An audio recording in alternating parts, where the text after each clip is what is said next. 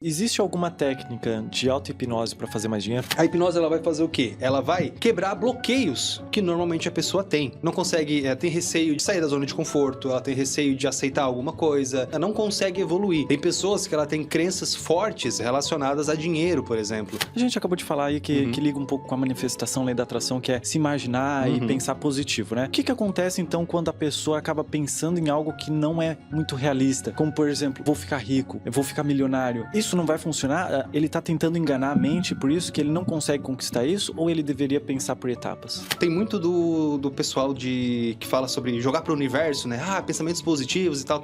Eu digo que funciona, não porque o universo responde, mas é porque a sua mente mesmo que responde, né? A sua mente, ela entende que se você tá pensando, vai dar tudo certo, ela tende a se comportar de uma maneira que vai dar tudo certo. Uma das coisas muito importantes que a gente faz, que pode ser tanto com auto-hipnose, mas que a gente chama de visualização hipnótica. Essa acho que é uma das técnicas mais profundas que a gente pode considerar de auto-hipnose, que vai ajudar as pessoas com os problemas do dia a dia. O que é isso? É incrível, porque a pessoa fala, minha vida tá toda bloqueada. Ela quebra essa crença, parece que a vida volta, o meu emprego agora tá indo bem, meu relacionamento tá indo bem, nada muito diferente, mas parece que as coisas vão pra frente. Por que isso acontece? Porque basicamente antes, essa crença limitante bloqueava esse cliente. E a nossa mente, ela boicota profundamente quando a gente tem crença limitante, do tipo assim, essa pessoa que fala, não sou bom o suficiente ou algo assim, às vezes pode acontecer de ela estar no trabalho e ela tem que entregar relatório, a mente dela faz ela esquecer um detalhe do relatório, ela não manda o relatório, fica na caixa de saída, a mente vai criando pequenos boicotes para que ele não tenha sucesso, por exemplo. Por quê? A mente tá lutando contra? Não, é porque é como se a mente tenta ficar sempre na zona de conforto dela. Então, se eu sou um fracassado, para mim é mais confortável continuar no fracasso, porque o dia que eu tiver sucesso, eu não sei como eu vou reagir. Então, por exemplo, quando a gente resolve esse processo de memórias, quando a gente resolve essas partes de crenças limitantes e resolve a ansiedade do cliente, ele volta a ter uma memória boa, ele volta a lembrar das coisas. Aquilo que parecia ser o problema principal, é o que a gente fala, é um sintoma do transtorno e não de fato um problema que o cliente tem. Mas a crença que você tinha que tá desenvolvendo a ansiedade, ela é quebrada naquele momento. Então você vai sentir, por exemplo, redução na ansiedade, você vai perceber redução às vezes em problemas que você tem de relacionamento, de trabalho, porque uma crença limitante, ela afeta de várias áreas da sua vida de maneiras diferentes. Então é muito comum um cliente que vem pra mim e fala assim, olha, eu fiz um processo pra, sei lá, pra ansiedade ou algo assim, e eu tô agora melhorando no meu trabalho, as pessoas estão elogiando, as pessoas estão... E não era nem por isso que eu tinha feito a terapia. Mas por quê? Porque aquela crença que ele tem não afeta uma coisa só, afeta várias áreas da vida dele. Como é que eu consigo me auto-hipnotizar para que eu consiga dormir rápido? Na hipnose, existe alguma forma de você quebrar por completo a procrastinação e você conseguir de fato completar aquilo que você quer? Jason Marcília é hipnoterapeuta clínico com 10 anos de atuação, especializado no tratamento de traumas emocionais e transtornos como ansiedade, depressão e vícios. Nesse episódio você vai descobrir como a hipnose é usada para reprogramar sua mente, eliminar crenças limitantes sobre dinheiro, ressignificar traumas e instalar novos hábitos. Que explicação massa! Eu nunca ouvi uma explicação tão bem feita assim na questão da hipnose, porque eu não imaginava que era dessa forma. Passando aqui no comecinho do episódio para pedir para você se inscrever aqui no canal para apoiar esse meu projeto chamado Senso Comum Podcast. Eu me chamo Ângelo Bertier e esse meu projeto aqui é para ajudar vocês. Então comenta aqui nos comentários alguma dúvida, algum problema que você vem vivendo esses últimos anos, esses últimos dias, para que no próximo episódio eu traga um convidado que ele consiga responder essa sua dúvida ou o seu problema. E também, se você puder deixar um gostei nesse vídeo, eu vou ficar muito grato, porque é dessa forma que eu consigo visualizar que vocês estão curtindo esse meu projeto. Então bora lá pro episódio.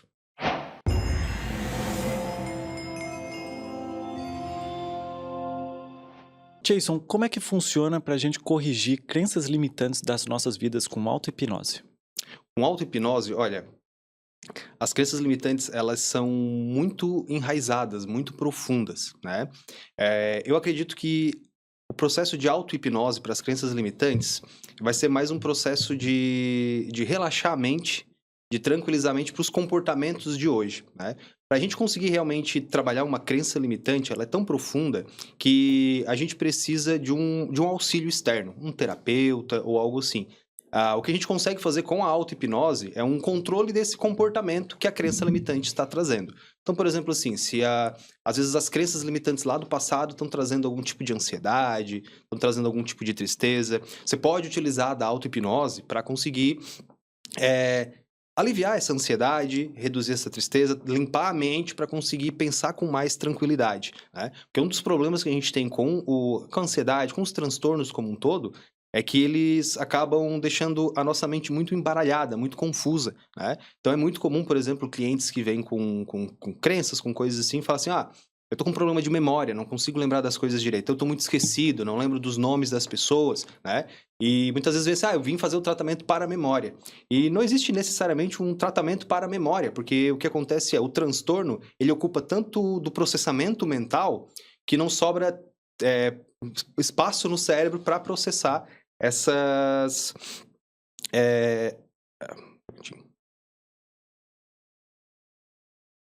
Não sobra processamento mental para a gente conseguir lembrar das memórias que realmente precisam, para lembrar de compromissos, lembrar de pessoas. Então, por exemplo, quando a gente resolve esse processo de memórias, quando a gente resolve essas partes de crenças limitantes, né, e resolve a ansiedade do cliente, ele volta a ter uma memória boa, ele volta a lembrar das coisas, né? Aquilo que parecia ser o problema principal, é o que a gente fala, é um sintoma do transtorno, e não, de fato, um problema que o cliente tem, né? Então, com compreendendo isso, né, a gente consegue fazer o quê? A gente consegue aplicar esse resultado final durante a auto-hipnose. Então, a gente consegue controlar, por exemplo, assim, quando que a auto-hipnose ela é indicada? Ela é indicada, por exemplo, assim, se a pessoa sofre de alguma crise de ansiedade, se ela sofre de algum tipo de sentimento negativo que incomoda ela durante o dia. Ela pode utilizar como se fosse um processo de meditação. Ela pode usar no começo do dia dela uma auto-hipnose para ela ficar bem durante o dia, relaxar, né? Uma das coisas muito importantes que a gente faz, que pode ser tanto com auto-hipnose, mas que a gente chama de visualização hipnótica. Essa acho que é uma das técnicas mais profundas que a gente pode considerar de auto-hipnose, que vai ajudar as pessoas com os problemas do dia a dia. O que é isso?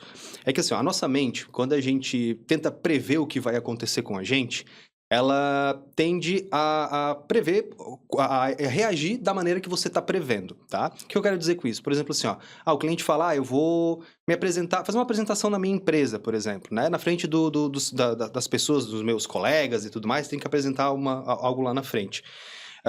E eu penso, como que você imagina então que vai ser isso? Daí o cliente fala, nossa, vai ser horrível, eu vou gaguejar, eu vou esquecer o que eu tô falando, né? Ele vai te trazer um monte de problemas. Qual é o problema disso? O problema é que a mente, você está treinando a sua mente para se comportar dessa maneira quando chegar nesse evento. Boa. Então, se eu pensar, eu vou esquecer o que eu vou dizer, vai dar branco, eu vou ficar nervoso, eu vou gaguejar, eu tô explicando para minha mente, olha, eu quero que você se comporte assim quando chegar nesse momento, né? Então, por isso que a gente fala que a visualização hipnótica, ela é muito profunda, porque é exatamente isso, a gente pede para o cliente imaginar, olha, você vai se apresentar para o seu chefe, por exemplo, né, na sua empresa, eu quero que você imagine como você gostaria que fosse, não como você acha que vai ser. Então, como que você gostaria que fosse? Eu vou falar, eu vou me dar bem, né? As pessoas vão concordar comigo, eu vou me sentir tranquilo, as pessoas vão bater palmas, né? Ou seja, eu vou conseguir me apresentar bem, eu vou lembrar de tudo que eu preciso, né? Vou me sentir bem depois da apresentação. Então, quando o cliente ele começa a se imaginar dessa maneira, né? Quando você começa a imaginar essas situações dessa maneira, o que acontece é a sua mente está sendo treinada para se comportar dessa maneira. Então, quando você for, de fato, executar aquele comportamento, aquela situação, né? Faz com que você se comporte como você imaginou. E como você está imaginando coisa boa, vai puxar para coisa boa. Se você imaginar coisas ruins, vai puxar para coisa ruim, né? Então é por isso que a gente fala que até tem muito do pessoal que fala sobre jogar para o universo, né? Pensamentos positivos e tal. Eu digo que funciona, não porque o universo responde, mas é porque a sua mente mesmo que responde, né? A sua mente, ela entende que se você está pensando, vai dar tudo certo, ela tende a se comportar de uma maneira que vai dar tudo certo. Porque na psicologia a gente fala que o pensamento gera sentimento que gera comportamento, né? Então, por exemplo, se o meu cliente pensa, nossa, vai ser horrível eu me apresentar amanhã para minha empresa, né? Eu penso tudo de ruim que vai acontecer. Quando eu penso algo ruim, eu não vou ficar feliz, não vou ficar contente, eu vou ficar angustiado, eu vou ficar, né, triste, ansioso. Então, quando eu for me apresentar, eu já vou estar angustiado, triste. Obviamente que eu vou esquecer o que eu vou falar, que eu vou gaguejar e vai tudo mais, sabe? Então, quando eu consigo criar essa visualização hipnótica, que eu vejo, não, vai dar tudo certo, eu vou me apresentar, meu chefe vai gostar, meus colegas vão gostar, eles vão aplaudir, né? Isso já vai me dando uma calma e uma tranquilidade, eu não vou ficar ansioso sabendo que vai dar tudo certo, mas mesmo que eu não saiba o que vai acontecer. Então, quando a gente chega, de fato, lá nessa situação, né, que eu treinei, eu chego lá e eu consigo executar aquilo, fico calmo, fico tranquilo. É claro que não vai ser a prova de balas, vai ter um pouco de ansiedade, um pouco de nervosismo, um pouco de frio na barriga, mas aquilo que já é natural de ter, né? Que as pessoas naturalmente têm um friozinho na barriga antes de se apresentar, né? Um pouco de desconforto, às vezes, de se apresentar em público, já que ele não se apresenta direito, mas aquilo que é facilmente trabalhável, o cliente consegue, né? Não vai atrapalhar a performance dele esse tipo de pensamento, né? Então, a gente consegue melhorar muito, e é só simplesmente o cliente se imaginar fazendo aquilo, tá? E claro, se ele conseguir fazer isso, quanto mais ele conseguir se concentrar, se focar, mais intenso vai ser esse resultado, né? É isso, desculpa te cortar, Não, mas claro. é isso que eu tava pensando. Tem que ser treinável, né? Porque se o cara fazer isso pela primeira vez, muito provavelmente ele vai se comportar da forma com que ele se pensou antes. Pô, eu tô ansioso aqui agora. Isso. Tá, vou mentalizar que eu não tô. Mas lá na hora, como o corpo, a mente dele já tá acostumado com o não, muito provavelmente ele vai se sentir ansioso. Mas isso não quer dizer que a parada não funciona. É que na Isso. próxima tu pode fazer. Seria isso, então? Exatamente, E tanto assim, tem a ver muito com repetição. É Isso. sempre treinar o nosso cérebro. É isso que a gente faz, treina o nosso cérebro cada vez mais. Então, por exemplo, o que a gente tem que ver normalmente é uma diferenciação assim do tipo, digamos que a pessoa escutou agora e falou, não, a partir de hoje, então eu vou começar a mudar, né? Pensar positivo nas situações que vai acontecer. Então, digamos que ela vai ter uma situação, sei lá, daqui a 2 dias que vai acontecer. Só que ela já está há 1 semana pensando em coisas ruins, né? Agora ela vai ficar 2 dias pensando coisas positivas, né? Vai melhorar, obviamente, vai diminuir bastante a ansiedade, porque se ela continuar pensando coisas negativas à medida que vai vindo, vai piorando ainda mais, né?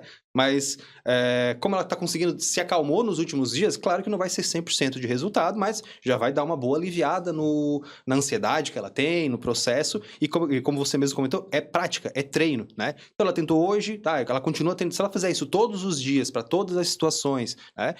E é interessante porque assim, a gente começa com visualização, mas depois de um tempo, isso se torna o hábito, o correto de ser feito, né? A gente começa a pensar tanto como que vai ser, eu quero focar que vai dar tudo certo, que eu vou me comportar assim, que depois de um tempo a sua mente se acostuma e quando você pensar, você já vai pensar de maneira positiva, não precisa mais fazer essa visualização, sua mente parou de catastrofizar, como a gente chama, né? Achar que tudo que vai acontecer vai ser uma catástrofe, vai ser negativo, ela se acostuma com isso, com o positivo, e depois de muita prática, sua mente já começa a se acostumar também. Sim, mas isso precisa ser realista pro que tá acontecendo na vida dele, porque vamos supor, com aquela Claro. questão a gente acabou de falar aí que liga um pouco com a manifestação, lei da atração, que é se imaginar e pensar positivo, né? O que acontece então quando a pessoa acaba pensando em algo que não é muito realista? Como, por exemplo, vou ficar rico, eu vou ficar milionário. Isso não vai funcionar? Ele tá tentando enganar a mente, por isso que ele não consegue conquistar isso, ou ele deveria pensar por etapas? Perfeito. O que acontece aqui é exatamente isso. Quando a gente pensa muito acima do que deveria, do objetivo que a gente tem, né, da nossa realidade, como você comentou, a gente tem um grande problema que é o quê? Que é a frustração, né? Então, quando a frustração vem, ela é o que mais derruba ideal, é o que mais derruba pensamento positivo, é a frustração, né?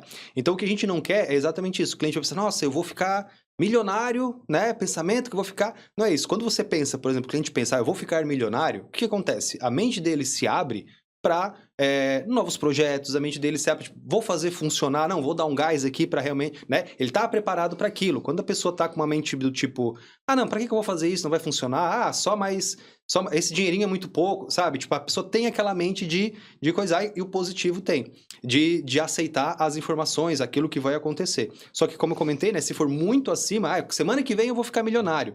Semana que vem chega, você não fica milionário, você se frustra, você cai. Então, o ideal é que você ir por etapas, né? Então, por exemplo, a pessoa quer ser milionária, por exemplo, então, o que eu vou fazer primeiro para economizar mais dinheiro, para eu gastar menos do que eu recebo, né? Que querendo ou não importa quanto a pessoa ganhe. Se ela gasta mais do que ela recebe, ela nunca vai ter dinheiro, né? Então, ela começa com esse pensamento. Quando ela consegue esse primeiro objetivo, opa, eu já consegui agora gastar menos do que eu recebo. Então, qual é o meu próximo passo? Não, eu vou querer aumentar tantos por cento da minha renda.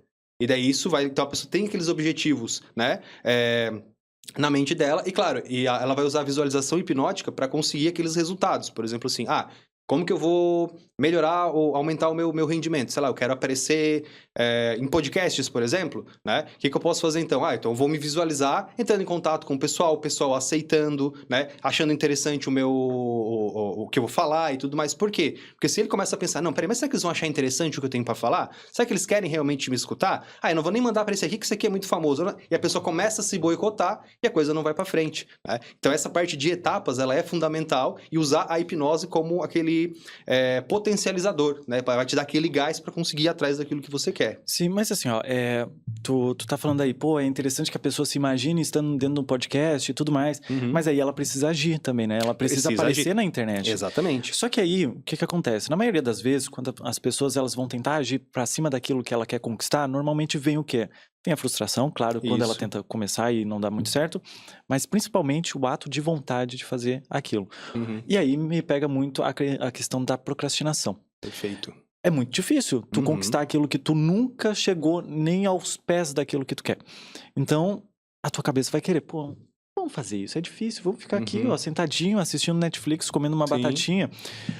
Na hipnose, existe alguma forma de você quebrar por completo a procrastinação e você conseguir, de fato, completar aquilo que você quer? Olha, sim, tem como, tá? Claro, na auto-hipnose não tem. A gente tem uma certa limitação do que a auto-hipnose pode fazer. Tá, então, vamos explicar? Deixa eu explicar então qual é essa diferenciação da auto-hipnose para a hipnose tradicional. E depois a gente parte para a procrastinação, beleza? Depois a gente volta para a procrastinação. Bom, qual é a diferença então? Então, na teoria, a auto-hipnose e a hipnose, elas são o mesmo processo. A pessoa que está ali vai entrar em transe igual, né? Só que a diferença é o quê? Na auto-hipnose, é a própria pessoa que vai se sugestionar, dizer o que ela quer que aconteça e tudo mais. Já na hipnose, ela vai ser conduzida por uma outra pessoa, por um profissional, né? Então, quais são as limitações que a auto-hipnose tem? Ela tem a limitação de que, tipo assim, como é o próprio cliente que tem que se conduzir, ele não consegue aprofundar e relaxar o suficiente. Porque na hipnose, qual é o trabalho que a gente faz? Para o cliente ficar altamente sugestionável, ou seja, para ele aceitar as sugestões, os comandos que a gente está dando, né? Esse cliente, ele tem que rebaixar o que a gente chama de o racional dele. Aquilo que questiona, do tipo, tá, mas por que isso está acontecendo? Mas por que você está pedindo para eu fazer isso? Né? Esse racional é o que atrapalha, é o que, na verdade, faz a nossa conversa aqui hoje. Nós dois estamos conversando pelo nosso racional. A gente está pensando, imaginando e falando. Então, na hipnose, isso não pode acontecer, porque ele vai questionar, vai ter uma barreira ali. Né? Então, o que a gente faz? A gente consegue, ao hipnotizar o cliente, esse racional, ele rebaixa e tudo que a gente fala para ele não questiona. Por isso que o cliente acaba executando, às vezes, situações muito estranhas, né? À primeira vista. Aquele assim, lá da cebola? Comer uma cebola achando que é uma maçã ou algo assim, né? Porque como o racional tá rebaixado, ele não questiona. Você fala, tem uma maçã na sua mão. E ele fala, ok, tem uma maçã na minha mão, né? E como não tem a cor e o formato da maçã, a mente dele fala, não, peraí. A maçã, ela é vermelha, então tu tem que estar segurando alguma coisa vermelha. Então, ele começa a alucinar achando que está segurando algo vermelho. Né? Você tem que... a maçã, ela é doce. Então, se você morder a cebola, ela tem que ser doce, porque é como eu lembro que a maçã é. Né? Então, todo esse processo, ele é feito internamente do cliente. Se você olhar, ele vai estar comendo uma cebola, normal, né? Só que... internamente para o cliente, ele vai estar sentindo o sabor da maçã, ele vai estar sentindo o cheiro da maçã, a textura da maçã. Para o cliente, ele está recebendo comendo de fato a maçã, né? Porque esse racional está rebaixado. Então, quando a gente fala de auto-hipnose, a gente não consegue rebaixar tanto quanto a gente gostaria o racional, porque ele rebaixa. Na hora que você vai dar a próxima sugestão, o cliente ele tem que voltar ao racional para pensar o que eu vou me sugestionar para aquilo acontecer. Um outro problema que a gente também tem problema não, né? Outra diferença da auto-hipnose para a hipnose é porque, normalmente, o cliente ele não tem todas as ferramentas dentro dele para conseguir resolver o problema interno que ele tem, tá? Então, por exemplo, assim, às vezes, a maioria das crenças limitantes, elas vêm de memórias do passado. Né? Memórias que vêm lá dos 2 anos de idade em diante. Né? Então, essas memórias que elas são traumáticas do passado, o cliente, quando ele visita, por exemplo, numa regressão de memória, ele não tem a ferramenta necessária para o que a gente chama de ressignificar essa memória, ou seja, dar um novo significado para essa memória. Se ele tivesse essa capacidade, ele já tinha feito em casa, da última vez que ele lembrou dessa memória. Mas toda vez que ele lembra, incomoda, dói o peito, sabe? Traz todos aqueles sintomas de um evento traumático e ele não consegue, não, peraí, eu vou analisar esse trauma de uma maneira... Não tem como. Quem faz isso é quem está de fora, que não está envolvido pelo sentimento daquela memória, né? Então, por isso que quando a gente tem a hipnose tradicional, a gente rebaixa bem o racional do cliente e a gente consegue conduzir ele para lugares que ele não conseguia ir antes. Então, a gente consegue visitar memórias que às vezes estão memórias reprimidas, que nem o cliente lembrava que ele tinha essas memórias, né? A gente consegue trazer esse tipo de memória e principalmente trabalhar, dar uma nova visualização para essa memória. Então, e essa nova... o reframing que a gente chama, né? Que você vai reenquadrar aquela perspectiva, ver de um novo viés aquela memória. É aí que vem a ressignificação, é aí que vem a quebra da crença limitante, né? Então, Por exemplo, às vezes a gente tem criança, a gente vai fazer regressão de memória com alguém, a gente volta lá na infância e tem uma memória, por exemplo, com o pai dizendo: você só faz tudo errado, você não faz nada direito, né? E isso acaba criando uma crença naquela criança, falando: não, eu faço tudo errado mesmo, mas eu não faço nada direito, né? Então, quando a gente volta com a regressão nessa memória, ele só consegue fazer o quê? Só consegue lembrar da angústia do meu pai dizendo isso, de eu me sentindo, minha autoestima baixando e tal, né? Ele não consegue, e nós como terapeutas vamos fazer o quê? Não, vamos parar essa memória então. Por que você acha que seu pai está dizendo isso? O que aconteceu? Meu pai veio nervoso, meu pai estava alcoolizado, sabe? Ele começa a visualizar: opa, peraí, então o problema é do meu pai, não sou eu que realmente não consigo fazer as coisas, né? É o meu pai que está, sei lá, me xingando de graça, é o meu pai que ele está frustrado com alguma coisa, e ele consegue ter essa visão, e ele tira aquele peso e fala: ok, então eu não faço tudo errado. O meu pai que estava num momento difícil, ele consegue quebrar essa crença e é incrível, porque a pessoa fala: minha vida está toda bloqueada. Ela quebra essa crença, parece que a vida volta. O meu emprego agora está indo bem, meu relacionamento está indo bem, né? Nada muito diferente, mas parece que as coisas vão para frente, né? Por que isso acontece? Porque basicamente antes essa crença limitante bloqueava esse cliente, né? Então no trabalho ele não conseguia ir para frente, e a nossa mente ela boicota profundamente quando a gente tem crença limitante, do tipo assim, essa pessoa que fala: não sou bom o suficiente ou algo assim, às vezes pode acontecer de ela estar no trabalho e ela tem que entregar relatório e a mente dela faz ela esquecer um detalhe do relatório, ela não manda o relatório e fica na caixa de saída, sabe? A mente vai criando pequenos boicotes para que ele não tenha sucesso, por exemplo, né? Por quê? A mente está lutando contra? Não, é porque é como se a mente tenta ficar sempre na zona de conforto dela. Então, se eu sou um fracassado, para mim é mais confortável continuar no fracasso, porque o dia que eu tiver sucesso, eu não sei como eu vou reagir, né? Esse é o pensamento que a mente tem. Então, eu vou continuar aqui tendo esse fracasso. Quando eu começo a crescer na empresa, por exemplo, minha mente fala: peraí, estou recebendo elogio, meu chefe está ficando feliz, né? Isso não é consciente. O nosso cliente está feliz, ele está em: meu chefe gostou, tal, mas fica aquele desconforto na mente dele e começa a mente a boicotar. Ele não entrega mais relatório, ele já não está mais rendendo como antes, né? Por causa dessa crença limitante. Quando a gente consegue quebrar essa crença, o cliente, ele deslancha. Eu tenho até um exemplo que eu posso trazer aqui para você. Claro. Tinha uma cliente minha que ela trabalhava com essas... marca de revender produto de cosmético, assim, né? Eu não lembro agora qual era a marca especificamente, que tinha assim: ela é vendedora, daí vira gerente e vai subindo de cargo, né? E ela falou: olha, eu não consigo eu não consigo mais crescer aqui dentro, eu tô querendo virar gerente, eu fui vendedora, fui a minha top vendedora, eu vendia muito, o meu prazo para ser gerente, digamos assim, né, pelo meu crescimento, era para 6 meses atrás eu já era para ser gerente, mas quando eu tava quase chegando, alguma coisa tá me boicotando, eu não consigo mais abordar cliente, eu não consigo mais tentar vender, começa uma frustração muito grande, né, e daí a gente foi analisar para ver o que era, a gente descobriu que ela tinha uma série de crenças relacionadas ao emprego dela, ela teve muito chefe, por exemplo, que falou que ela era realmente uma boa profissional. E daí, alguns chefes falaram assim: se você sair da minha empresa, você nunca vai encontrar outra coisa. Ninguém vai querer te contratar. Você é uma péssima funcionária. Só aqui que você vai conseguir emprego. Ela teve 2, 3 chefes que trataram ela dessa maneira, né? O que começou a acontecer? O que a mente dela começou a associar? Quando ela ia vender os produtos dela, por exemplo, quem é vendedor sabe que a gente vai receber mais não do que sim, né? O cliente vai negar mais do que aceitar. Então, essa cliente, ela ia falar com o cliente falava: não estou interessado. O que a mente dela associava? Ela associava com os chefes dela, né? Porque, crendo ou não, a mente dela associou o quê? Que hoje quem compra de mim é o meu chefe, né? Então, quando a pessoa que comprava dela dizia não, é como se o chefe dela dizendo: não, você não vai. E isso começou a boicotar ela, começou a travar, se acumular. E quando a gente fez o processo, a gente visitou essas memórias e descobriu, né? A gente visitou a memória dos chefes, né? Dos 3 chefes que incomodaram ela. Voltamos em memórias do passado também, lá da infância, porque apesar de memórias do presente influenciarem, como essa do chefe, o que eu sempre digo, por exemplo, para os meus alunos é assim: olha, outras pessoas também já foram xingadas pelo chefe, por exemplo. Por que elas não se boicotaram? E a minha cliente, especificamente, ela se boicotou, né? O que diferencia uma da outra? As memórias lá da infância. Então, provavelmente lá na infância, alguém já colocou aquela pulguinha atrás da orelha, do tipo: olha, você não é o suficiente, ou algo assim, que criou aquele início de crença limitante, e quando ela chegou na fase adulta, que essas coisas mais pesadas começam a acontecer, essa crença, ela é ativada, e isso acaba se desenvolvendo, né?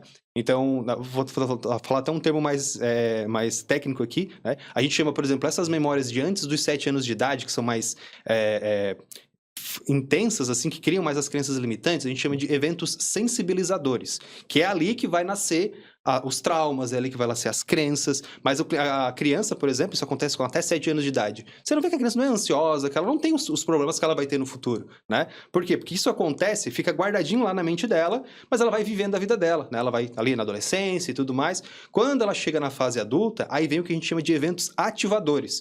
É um evento que vai ativar aquela sensibilidade lá do passado, né? Então, por exemplo, nesse caso da minha cliente, ela tinha provavelmente alguma coisa lá no passado relacionado à autoestima, capacidade que ela tinha e tudo mais, mas nunca incomodou ela, até vir um evento ativador, como no caso dos chefes, e falar, não, você realmente não presta, o seu serviço é muito ruim, tal, né? Então, tipo, como se confirmasse aquela crença lá do passado. Pô, eu acreditava e agora tem alguém confirmando isso, né? E vai se reforçando, e acaba que o cliente começa a se travar cada vez mais, né? A gente consegue, com a hipnose, descobrir isso. Lembrando que assim, o cliente não precisa saber disso, tá? Não é assim, o cliente não tem que vir para mim dizendo, olha, essa memória é essa e essa que está causando o meu problema. Não. Inclusive, a maioria dos clientes, eles vêm só com o simples, tipo assim, eu tenho ansiedade, não sei por que eu tenho ansiedade, né? Então, é o meu trabalho buscar quais são as memórias, o que está acontecendo, por que o meu cliente tem ansiedade. Então, a gente faz esse processo que a gente chama de hipnoanálise, né? Que é uma análise através da hipnose, a gente vai buscando todas as memórias que esse cliente tem negativas de ansiedade e acaba trabalhando. Então, a gente acaba trabalhando aí numa sessão, por exemplo, de 7 a 10 memórias que o cliente traz traumáticas, né? E é bem diferente porque, assim, se a gente for fazer uma terapia tradicional, né, a gente consegue trabalhar, às vezes, com 1, 2 traumas por ano, porque demora a gente conseguir trazer o trauma, demora para o cliente trabalhar, naquelas terapias mais de conversa, digamos assim, né? Já na regressão de memória, com a hipnose, a diferença da hipnose para a terapia tradicional é que ela é muito mais rápida. Essa é a diferença. A hipnose consegue o mesmo resultado que a terapia tradicional conseguiria. Só que uma terapia tradicional, dependendo do resultado que você quer, pode levar 1, 2, 3 anos para conseguir, né? Enquanto com a hipnose, em 3, 4 sessões, você consegue o mesmo resultado que levaria anos para conseguir com a terapia tradicional. É a única diferença, tá? Então, assim, esse problema aqui eu não consigo resolver com psicologia, você também não consegue resolver com hipnose. Você consegue resolver com psicologia? Você consegue resolver com hipnose, só que mais rápido. Essa é a grande diferença, porque a hipnose, ela é só um estado que a pessoa fica que potencializa a terapia, né? Então, quando a gente hipnotiza a pessoa e começa a aplicar a terapia, o que eu aplico é a terapia da psicologia. Então, as técnicas da psicologia a gente aplica, só que adaptados para a hipnose. Por isso que tem mais resultado, né? Mas, basicamente, é o mesmo... a hipnose em si não faz mais milagre, ela só faz o mesmo processo, só que mais rápido, né? Pô, cara, pode continuar? Não, pode ir. Caramba, quantos minutos? 33 minutos, acho que foi uns 23 minutos de conversa aqui e eu já aprendi um monte, cara. Show de bola, já aprendi um monte. E eu tenho algumas ressalvas aqui algumas perguntas pra ti, porque claro. eu tô gravando tudo aqui. A gente ainda tem a parte da procrastinação, que a gente vai voltar. Claro, vamos voltar. Mas é que tu tocou nos assuntos que eu fiquei pensando da minha vida. E aí eu quero conversar aqui contigo e depois aí eu mando o pix da terapia, tá? Tranquilo. Olha só, tu falou ali da questão de traumas e aí esses traumas, eles acabam vindo pra tua vida sem tu acabar percebendo. Eu vou te dar um exemplo rapidamente, Claro. eu não vou te dar muitos detalhes, até porque não faz sentido eu trazer isso aqui. Mas aí eu quero conversar sobre essa questão contigo, pra ver se daqui a gente tira algum aprendizado, tá? O que acontece? O primeiro momento onde que eu entendi o que era ansiedade, que aquilo me feriu demais, foi quando eu terminei um relacionamento e um dia depois alguém da escola dessa pessoa me ligou perguntando se a gente tinha terminado, porque ela estava beijando outra pessoa lá. Eu me lembro no momento certo de que eu estava comendo um quarteirão, que é pra mim o melhor lanche do McDonald's. Eu tô enfatizando isso porque faz sentido na analogia que eu vou trazer, tá? É o melhor lanche do McDonald's pra mim. Naquele momento eu estava comendo, tava uma delícia, a pessoa me ligou, eu senti ansiedade e eu não consegui mais comer. Não consegui mais comer, eu me lembro que eu fiquei mal. E aí um dia depois eu vi que o lanche ainda estava lá, com formigas, e aquilo lá me mexeu muito comigo. E desde então, quando eu sinto ansiedade, eu não consigo mais comer. Eu fico sem vontade de comer. Perfeito. E esse foi o primeiro momento onde que eu identifiquei a ansiedade no meu corpo. Eu voltando, né? Talvez eu tenha sentido ansiedade um pouco antes. É normal. Sim. Até porque eu já era adolescente, tinha mais de 18 anos. Então, muito provavelmente eu já tinha ansiedade em alguns níveis. Mas aquilo lá preencheu o meu corpo. Eu chego a arrepiar, que não dá de ver, né? Mas eu senti tanta ansiedade, tanto... Cara, uma explosão assim de sensações ruins. E aí o que eu quero trazer aqui? Como é que eu consigo resolver essa questão? De, pô, toda vez que eu sou ansioso, eu não consigo comer.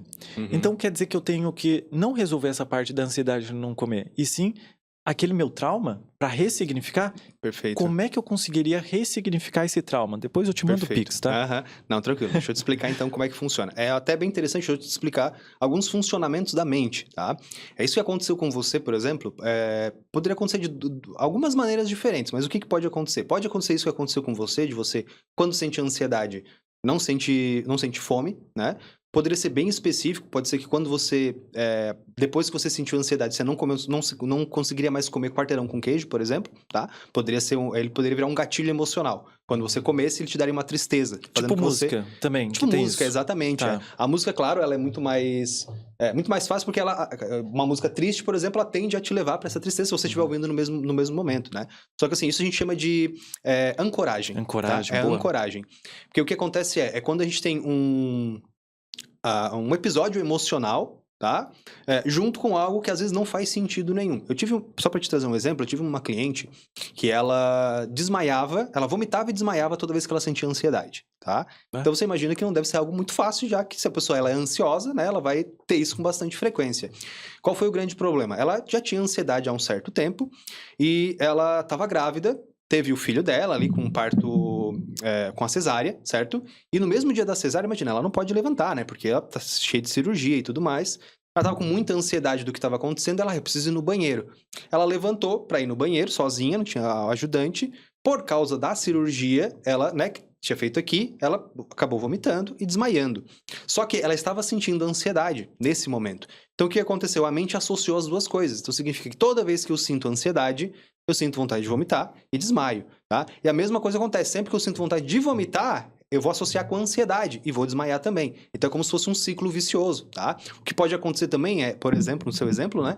É que o dia que você tiver algo que você não consegue comer, por algum outro motivo, pode te causar ansiedade, a falta de fome, entendeu? Então, às vezes, você não tá sentindo ansiedade, não ficou sem fome por causa da ansiedade, né? Às vezes, algo te deixou sem fome e o ato de você ficar com aquele desconforto de não conseguir comer acaba associando com a ansiedade também. Pode acontecer esse caminho invertido, tá?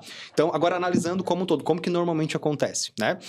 Isso que aconteceu, por exemplo, de ligarem e tudo mais, né? Isso é o que a gente chama de evento ativador, tá? Ele é muito forte, muito intenso. Normalmente é esse tipo de evento que o cliente vem para mim dizendo assim, olha, é por isso que eu tenho ansiedade, porque a minha namorada terminou comigo, né? Aconteceu essa situação e eu tenho esse problema. A partir daí eu comecei a ter bastante ansiedade.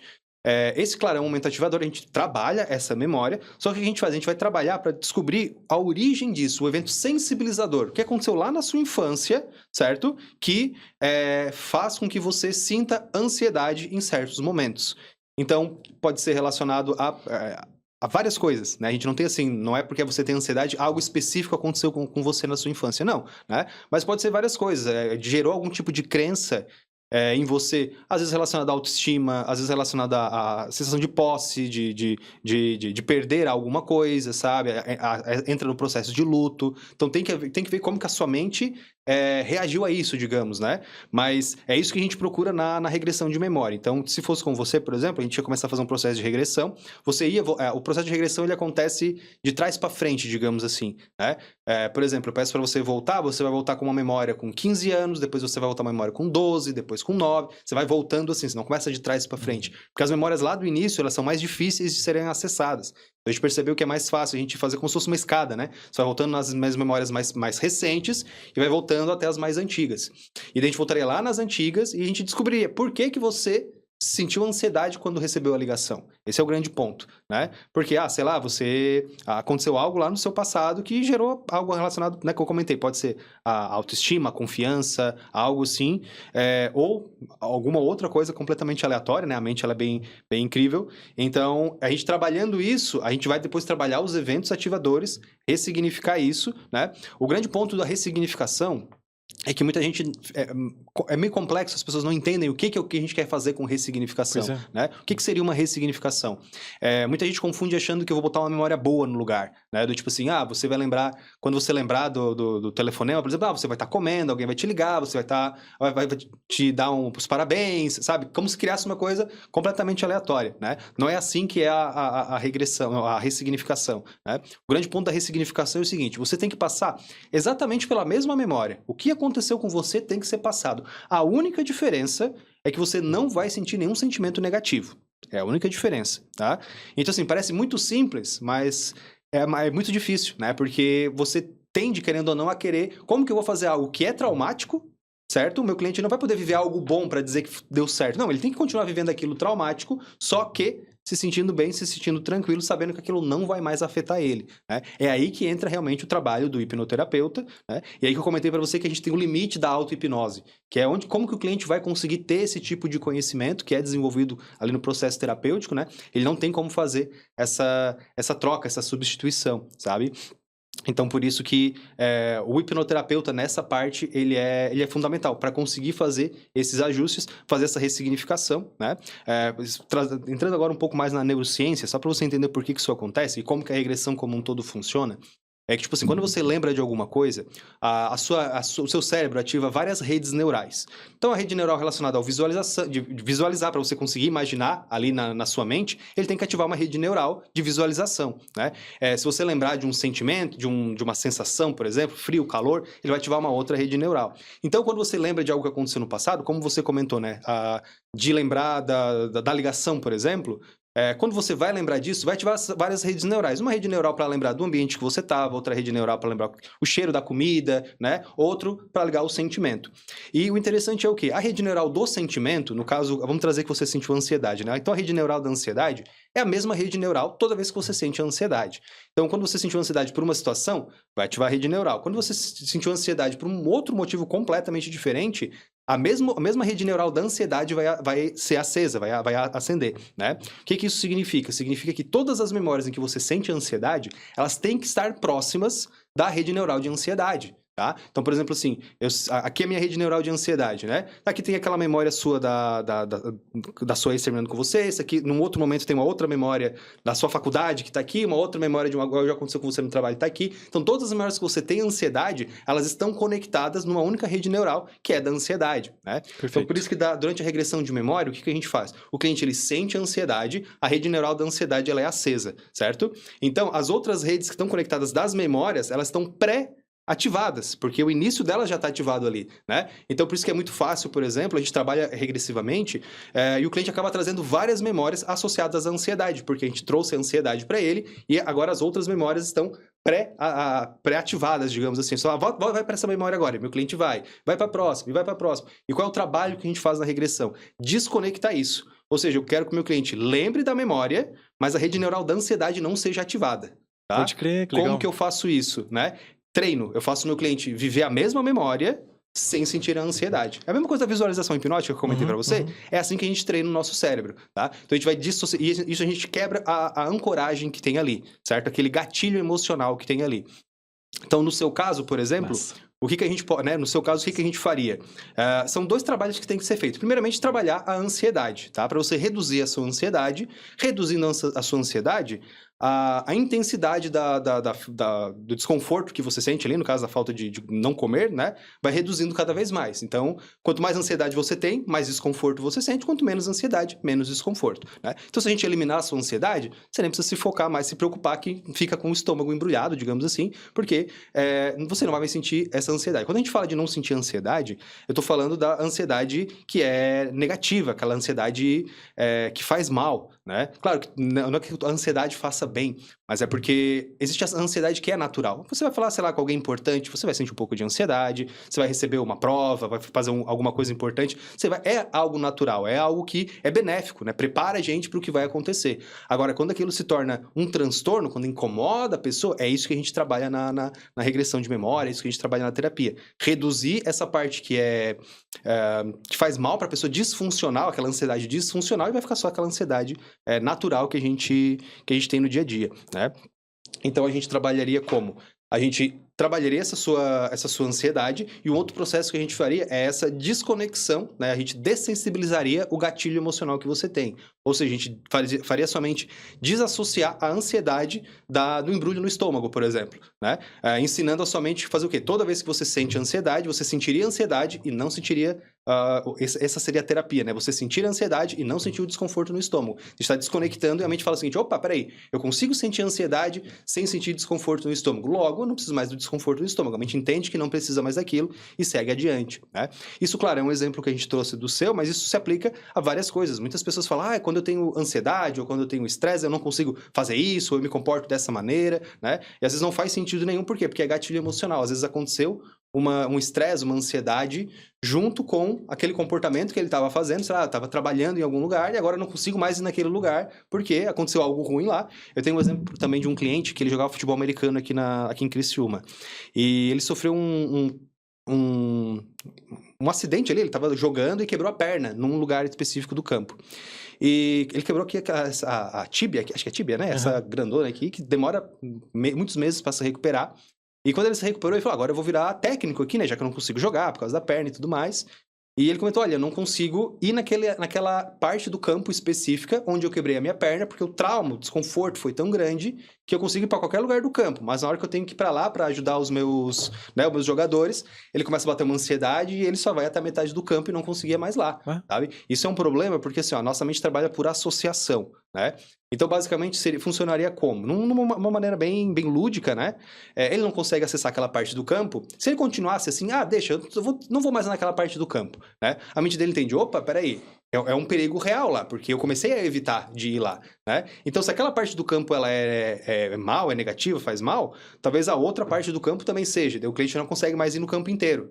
Depois de um tempo, o cliente não consegue nem mais chegar perto do campo de futebol. Porque se o campo faz mal, depois de um tempo, o cliente ele não consegue nem passar num gramado aberto, assim, um campo. Porque grama lembra o campo de futebol que ele estava. Depois de um tempo ele não consegue mais ver verde, chegar perto de árvore. Então isso vai crescendo. Claro, a gente está falando aqui de uma maneira muito absurda, né? Mas é assim que a mente vai evoluindo, sabe? Então por isso que às vezes a pessoa, a gente vê, a pessoa não sai de casa, por exemplo. Não aconteceu assim, ela estava feliz um dia e de repente ela falou, vou entrar em casa, nunca mais vou sair. Não, é aos poucos. Acontece alguma coisa que ela começa a se sentir mais confortável em casa, né? Ela começa a sair do lugar e começa a perceber que as coisas não vão acontecer. Isso vai se acumulando até o momento em que ela percebe, não, eu não posso sair de casa porque coisas muito ruins vão acontecer. Então a mente começa a associar cada vez mais. Por isso que a gente fala que é muito importante, se algo está incomodando, né? Ou fazer o processo, fazer terapia, buscar terapia para isso, né? Ou tentar lutar contra o que está acontecendo, tá? Por exemplo, assim, vou trazer um exemplo que seja mais fácil de exemplificar, né? Digamos que a pessoa ela ficou um dia presa no elevador e a partir desse dia ela não conseguiu mais entrar em elevador, né? Ela fala, não, eu sinto um desconforto, é algo assim, Mas se eu forçar, eu acho que vai, mas eu não quero ir agora, né? A pessoa tá bem no início ainda. Então, ela deveria... O que ela tem que fazer? Ela tem que forçar aquilo. Porque ela vai entrar naquele momento, vai ser desconfortável, mas o que ela tá ensinando pra mente dela? Ela tá dizendo, olha, o elevador não tem perigo nenhum, tá vendo que a gente foi e nada aconteceu? Né? E ela vai de novo, e ela vai acostumando a mente, acostumando até o momento que o medo de elevador vai embora. Agora, se ela fala, não, realmente eu não vou entrar, né? Ela entrou uma vez, o que a mente dela entende? Opa, é um perigo real, porque eu evitei. Né? E de novo, ela começa a parar de andar de elevador. O que acontece? Daqui a um tempo, quando ela pensa, será que eu vou entrar de elevador? Vai ser muito maior o medo que ela tem. Porque como ela foi negando várias vezes, ela foi se afastando, a mente foi criando uma espécie de... Foi aumentando a importância do que o elevador tinha, o medo que ela tinha do elevador. Porque ela foi negando, né? Não, realmente eu não vou aqui. Então a mente falou, opa, realmente é perigoso. Então quando ela for tentar daqui a 2, 3 meses, 6 meses, ela vai ver que é muito mais difícil do que ela tentou da primeira vez. Daqui a um ano, vai piorando ainda mais, né? E isso vai, como eu comentei, a mente vai fazendo associação. Então ela pode começar a ter medo de elevador, depois ela vai ter medo de entrar em ônibus, por exemplo, depois ela vai conseguir andar em avião, coisas fechadas, ela desenvolve claustrofobia, por exemplo, só porque ela ficou presa dentro do elevador uma vez, sabe? Então, por isso que a gente tem que lutar contra, tentar forçar aquilo que é desconfortável, digamos assim, para ensinar a mente, olha, realmente não tem perigo, vou fazer, é desconfortável, até o momento que não fica mais desconfortável. Sim, é a questão do enfrentamento, né?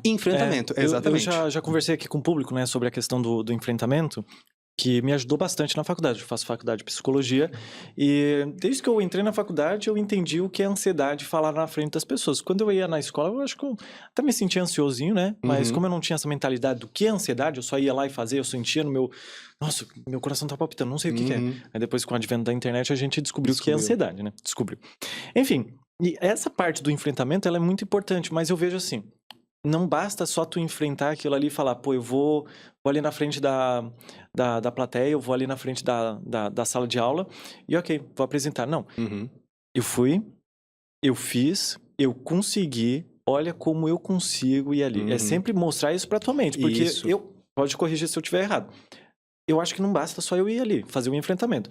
Eu preciso mostrar pra minha cabeça, ó, cabeça, eu consegui fazer isso.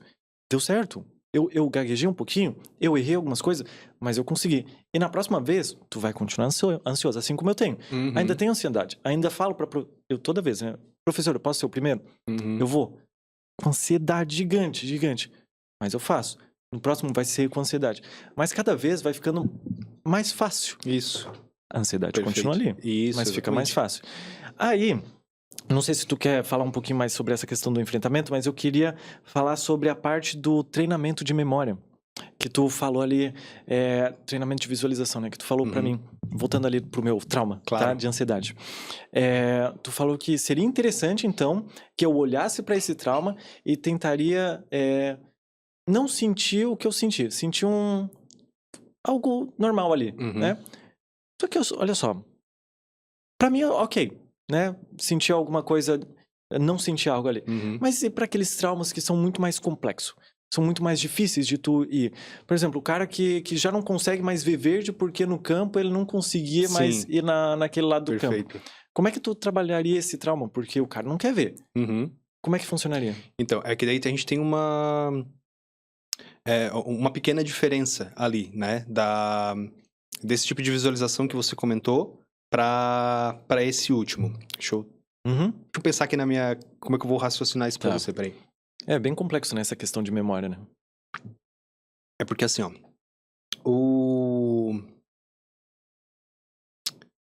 eu tenho TDA e às vezes dá um branco na minha mente, tá? Você pode só repetir, desculpa, a pergunta pra mim, só um resumo mesmo, só pra eu lembrar do que... É assim, ó, pras pessoas que têm um trauma muito forte. Ah, tá, perfeito. Então é o seguinte, a grande diferença que a gente tem é que assim, o enfrentamento, tá?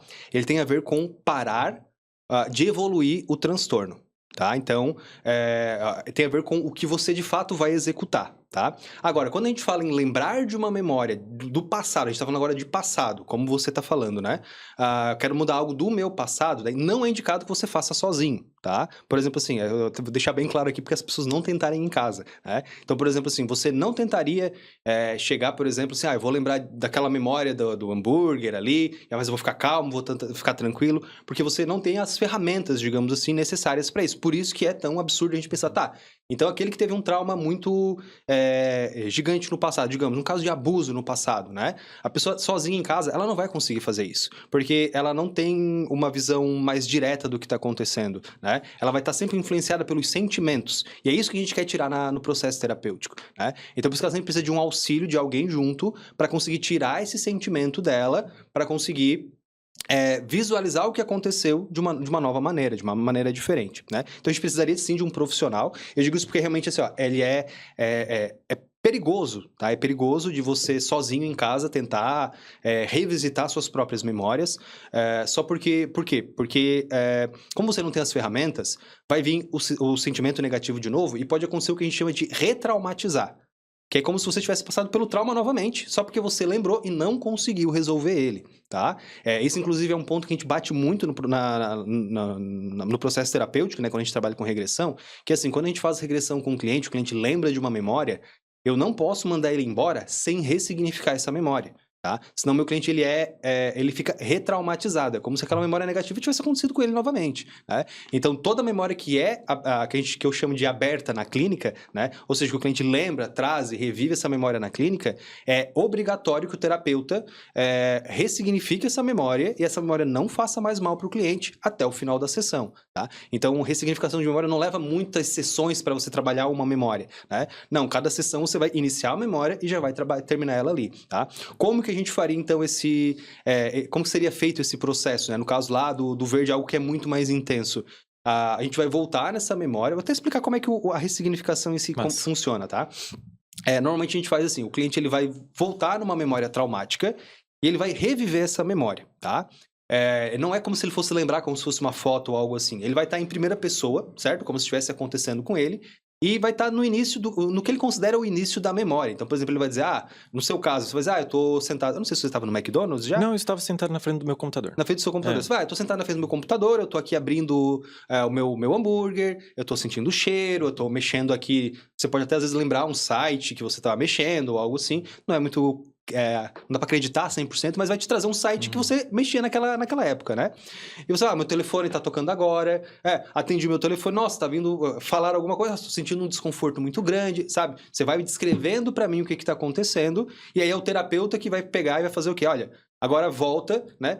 Sai dessa memória, tranquilo, calmo, e daí o que a gente faz? A gente faz, a pessoa que tá ali fazendo terapia com a gente chama de adulto, né? Então, o adulto que tá ali na terapia, ele vai voltar e vai ver ele mesmo mais jovem. Então, é como se você fosse voltar lá naquela época e você voltaria a se enxergar no seu quarto, por exemplo, né? No seu computador. Só que você estaria vendo na terceira pessoa. Você estaria vendo você, jovem, sentado, mexendo no computador, né? Comendo um hambúrguer e tudo mais. Qual é o trabalho ali agora? O trabalho é o terapeuta, no caso eu, passa as ferramentas para o adulto, para você agora, né? E é você que vai conversar com Nossa, que massa, o velho. fulano, né? Ou você mesmo no computador. Tá? Que massa. Por quê? Isso. Porque eu não sei o que vai, de fato, melhorar a vida de você lá no computador. Mas você sabe, tu hoje em dia sabe, né? Só que você não tem as ferramentas para isso. Então, o que eu faço? Eu falo, olha, faz isso com ele. Tal. Não, pede para ele parar de fazer isso. Como é que ele tá? Ah, não, tá se sentindo melhor. Tá, e se você fizer isso? Ah, vai melhorando. Então, você vai modificando ali, você vai conversando, você vai convencendo, né? Vai explicando para você do passado, né? Até o momento que você fala, olha, eu já consegui conversar com ele, ele tá se sentindo bem, tá se sentindo tranquilo, ele acha que aquela ligação não vai mais incomodar ele. Então, o que a gente faz agora? A gente pede para ele visitar novamente essa memória. Daí o cliente, você visitaria de novo essa memória e falando, olha, revivi ela de novo e agora eu tô me sentindo bem, tô me sentindo tranquilo, né? Ah, vive de novo. Você vive de novo, não tá mais me afetando, não tá mais me afetando. E parece um processo, agora parece simples quando a gente fala, né? E esse processo que a gente faz é o que quebra a crença limitante. A partir desse momento, a crença que tinha, não digo que a sua ansiedade foi embora, tá? Mas a crença que você tinha que tá desenvolvendo a ansiedade, ela é quebrada naquele momento. Então você vai sentir, por exemplo, redução na ansiedade, você vai perceber redução, às vezes, em problemas que você tem de relacionamento, de trabalho, porque um trauma, uma crença limitante, ela afeta de várias áreas da sua vida de maneiras diferentes, né? Então, é muito comum um cliente que vem para mim e fala assim, olha, eu fiz um processo para, sei lá, para ansiedade ou algo assim, e eu tô agora melhorando no meu trabalho, as pessoas estão elogiando, as pessoas estão... E não era nem por isso que eu tinha feito a terapia, né? Mas por quê? Porque aquela crença que ele tem não afeta uma coisa só, afeta várias áreas da vida dele, né? Então, a gente ressignifica essa memória, né? Então, você, na verdade, é o próprio cliente que ressignifica a memória, né? Eu só estou dando as ferramentas. Ele vai ressignificar, vai reviver essa memória. E quando ele revive essa memória, ele se sente melhor e ele quebra essa crença limitante. E o processo, apesar de parecer simples, ele é muito mais profundo ainda do que parece. Porque, assim, ó, quando o meu cliente, digamos, né? Quando eu estou fazendo esse processo de ressignificação, que o meu cliente, ele é o adulto, por exemplo, que vai conversar com a criança... a maneira de falar, né? Você não era criança, mas é assim que a gente fala. Adulto, quando é o meu cliente agora, e criança, a memória que ele dá do passado que ele tá visitando, né? Então, quando o meu cliente adulto, ele visita ele mesmo do passado, a criança do passado, o meu cliente, ele é o adulto, certo? E eu falo pra ele, como é que a criança está se sentindo? E ele vai falar, como é que você tá se sentindo? Ele vai dizer, tô me sentindo muito mal. Só que não é o cliente que tá fazendo as duas conversas na mente dele. Ele pergunta, digamos, você perguntaria para você no computador, e você do computador responderia, independente do que você pensa. Entendeu? Ele ia te responder de uma maneira, e você ia responder de volta, tanto é que é muito comum, por exemplo, você falar assim, eu falar, né, por exemplo, assim, adulto, fala pra criança que vai ficar tudo bem. E o adulto fala, vai ficar tudo bem. Não, ela me respondeu que não vai ficar tudo bem, porque ela sabe que vai dar problema, né? Então não foi o adulto que foi ali, tipo, raciocinou isso. Não, ele fala e algo responde ele de volta, no caso, né? E o que é isso que responde ele de volta? Porque quando ele é o adulto, quando é o meu cliente vivendo, o consciente dele tá ali, certo? Então, quem que tá coordenando aquela memória? É o inconsciente do meu cliente. Então, por que esse processo é tão profundo? Porque quando eu falo pro adulto conversar com a criança, eu tô pedindo pro consciente convencer o inconsciente de que tá tudo bem. E esse é o grande problema de quando a gente tem uma terapia tradicional. Que a gente conversa com o cliente, aí o cliente fala, eu sei que tá tudo certo, eu sei que não tem problema, mas eu não consigo controlar. Dentro de mim vem uma coisa, né? É isso que a hipnose não acontece. O cliente, ele vai saber e não consegue convencer o inconsciente dele. A hipnose vai lá e convence o inconsciente de que, de fato, tá tudo bem, né? Então, a partir do momento que o inconsciente tá convencido, o problema vai embora. Porque é o inconsciente que traz ansiedade, que faz esse processo de automatização, né? Então é basicamente isso. Então é o consciente conversando com o inconsciente. É a maneira mais lúdica e interessante que a gente tem de conversar com o nosso próprio inconsciente, sabe? Através da regressão de memória. Nossa, cara, que explicação massa. Eu nunca ouvi uma explicação tão bem feita assim na questão da hipnose, porque eu não imaginava que era dessa forma. De tu adulto, né, conversando Isso. contigo ali, criança, e a criança é o teu inconsciente. Cara, isso é muito, muito massa. Sério, sem explicação assim, o quanto mexeu comigo, cara, porque eu não imaginava. Você que estuda psicologia, né? Então você vai perceber exatamente isso, porque uma das coisas que é mais difíceis que a gente vê nas abordagens, né, tradicionais é o acesso ao inconsciente, né? A gente tem, por exemplo, na psicanálise, a gente tem associação livre, que o cliente tem que falar, talvez leve 2, 3 sessões para ele trazer aquilo que realmente incomoda, né? E é muito comum também nas terapias tradicionais a gente ter aquele... deixar que o cliente traga o que... Eu não posso forçar o cliente. Na hipnose não tem isso, tá? Na hipnose é eu que mando e tá acabado, Que sabe? massa. Você vai visitar um trauma hoje e é hoje que você vai visitar, sabe? Claro, o cliente tem que estar preparado, né? O cliente fala, não, eu tô preparado, quero fazer a regressão, quero fazer o processo, mas não tem essa do tipo assim, o cliente tem que falar até vir a memória. Não, eu vou dizer, senta, fecha os olhos, traz isso agora, sabe? Traz essa memória. Eu não sei que memória é, mas a gente tem os comandos corretos pro cliente ir lá e trazer, né? Como eu comentei, dá pra entender um pouquinho até pelo que eu já falei, né? Como que a gente faz o processo de regressão. Primeiro eu peço pro meu cliente sentir um sentimento que incomoda ele, certo? Ele tá hipnotizado. Então, quando ele tá hipnotizado, fica muito fácil de ele trazer qualquer tipo de informação. Se eu pedir pra ele lembrar de alguma coisa, ele lembra. Se eu pedir pra ele trazer um sentimento, ele traz. Porque ele tá super focado, né? E normalmente, quando a pessoa ela tem um transtorno que ela tá vindo na clínica tratar, é porque é um sentimento que ela tá acostumada, incomoda muito. Por exemplo, a ansiedade, né? Se a pessoa vem me tratar por ansiedade... ela tá na clínica e fala, sente um sentimento de ansiedade. Ela consegue sentir esse sentimento, porque é algo que ela tem a todo momento, né? Ela já tá concentrada, eu ainda tô ali estimulando. Então eu peço pra ansiedade vir, a ansiedade vai vindo, aquilo vai incomodando o cliente. E assim, não vou dizer que não é sofrido você trabalhar com...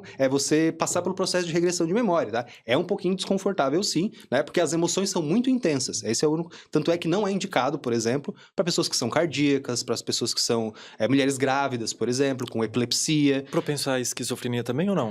A esquizofrenia, ela não é indicada também, mas por um outro motivo. Porque a esquizofrenia, como ela tem um rompimento com a realidade, dependendo do caso, né, rompimento com a realidade, isso pode ser um perigo para o terapeuta. Então, o cliente ele pode ter um surto, digamos ali, porque a gente não tem esse controle, né?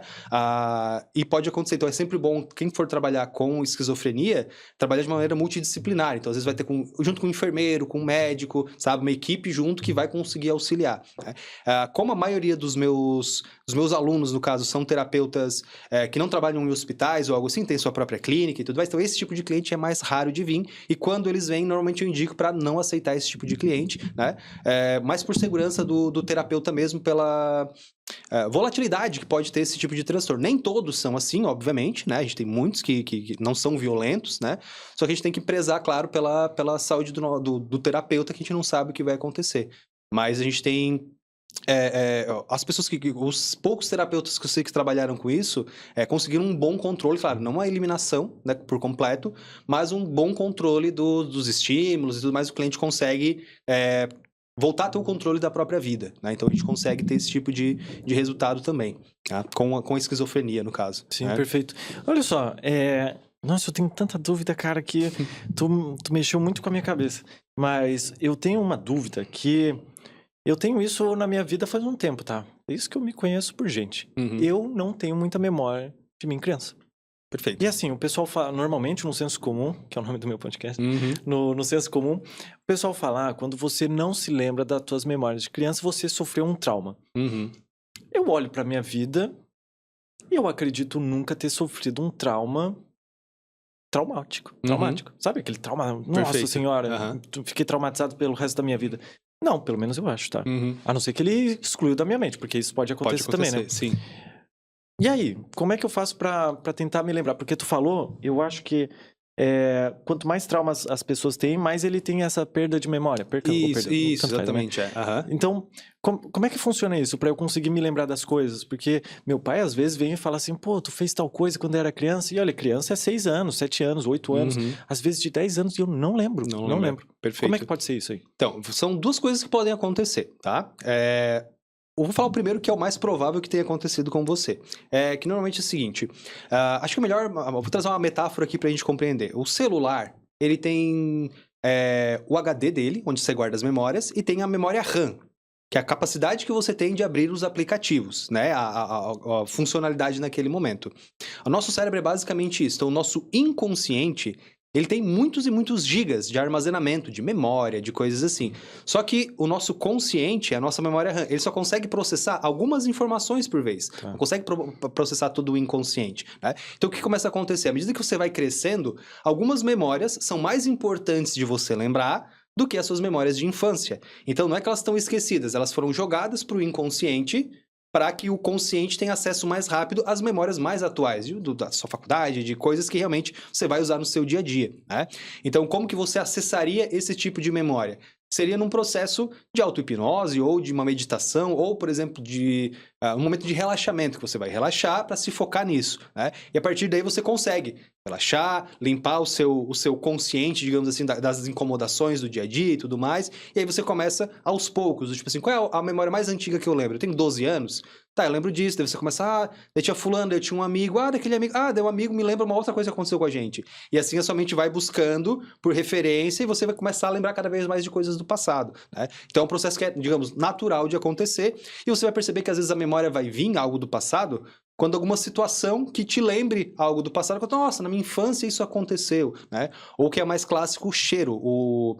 O cheiro, perfume, aroma, ele tem uma conexão mais direta com o cérebro. É o único dos sentidos que não passa por uma série de processamentos, né? Você sente o cheiro, ele é absorvido e já é jogado o estímulo diretamente para o cérebro. Diferente, por exemplo, de escutar alguma coisa que mexe o tímpano, que é processamento, que vira, sabe? Todo esse processo.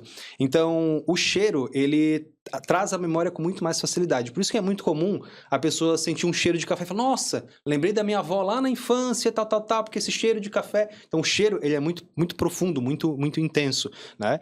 Por isso, por exemplo, que a gente usa na clínica aqueles perfumes, aromas, né? Que são bem diferentes. São gostosos, claro, mas são diferentes do que você sente normalmente. Porque o que acontece? O cliente, ele vai na clínica para fazer o atendimento, né? Sente aquele perfume, aquele aroma, ele relaxa, fica tranquilo, fica em paz, ele entra naquele estado de transe e ele fica, por exemplo, na minha sessão, 2 horas. 2 horas sentindo aquele perfume. Quando ele volta para a próxima sessão, né? Ele vai naquele lá, e só de sentir o cheiro, o corpo já relaxa, ele já entra nesse... Por quê? Porque o cheiro lembra, opa, eu vou estar num lugar que eu vou relaxar, eu vou ficar bem, eu vou ficar tranquilo, né?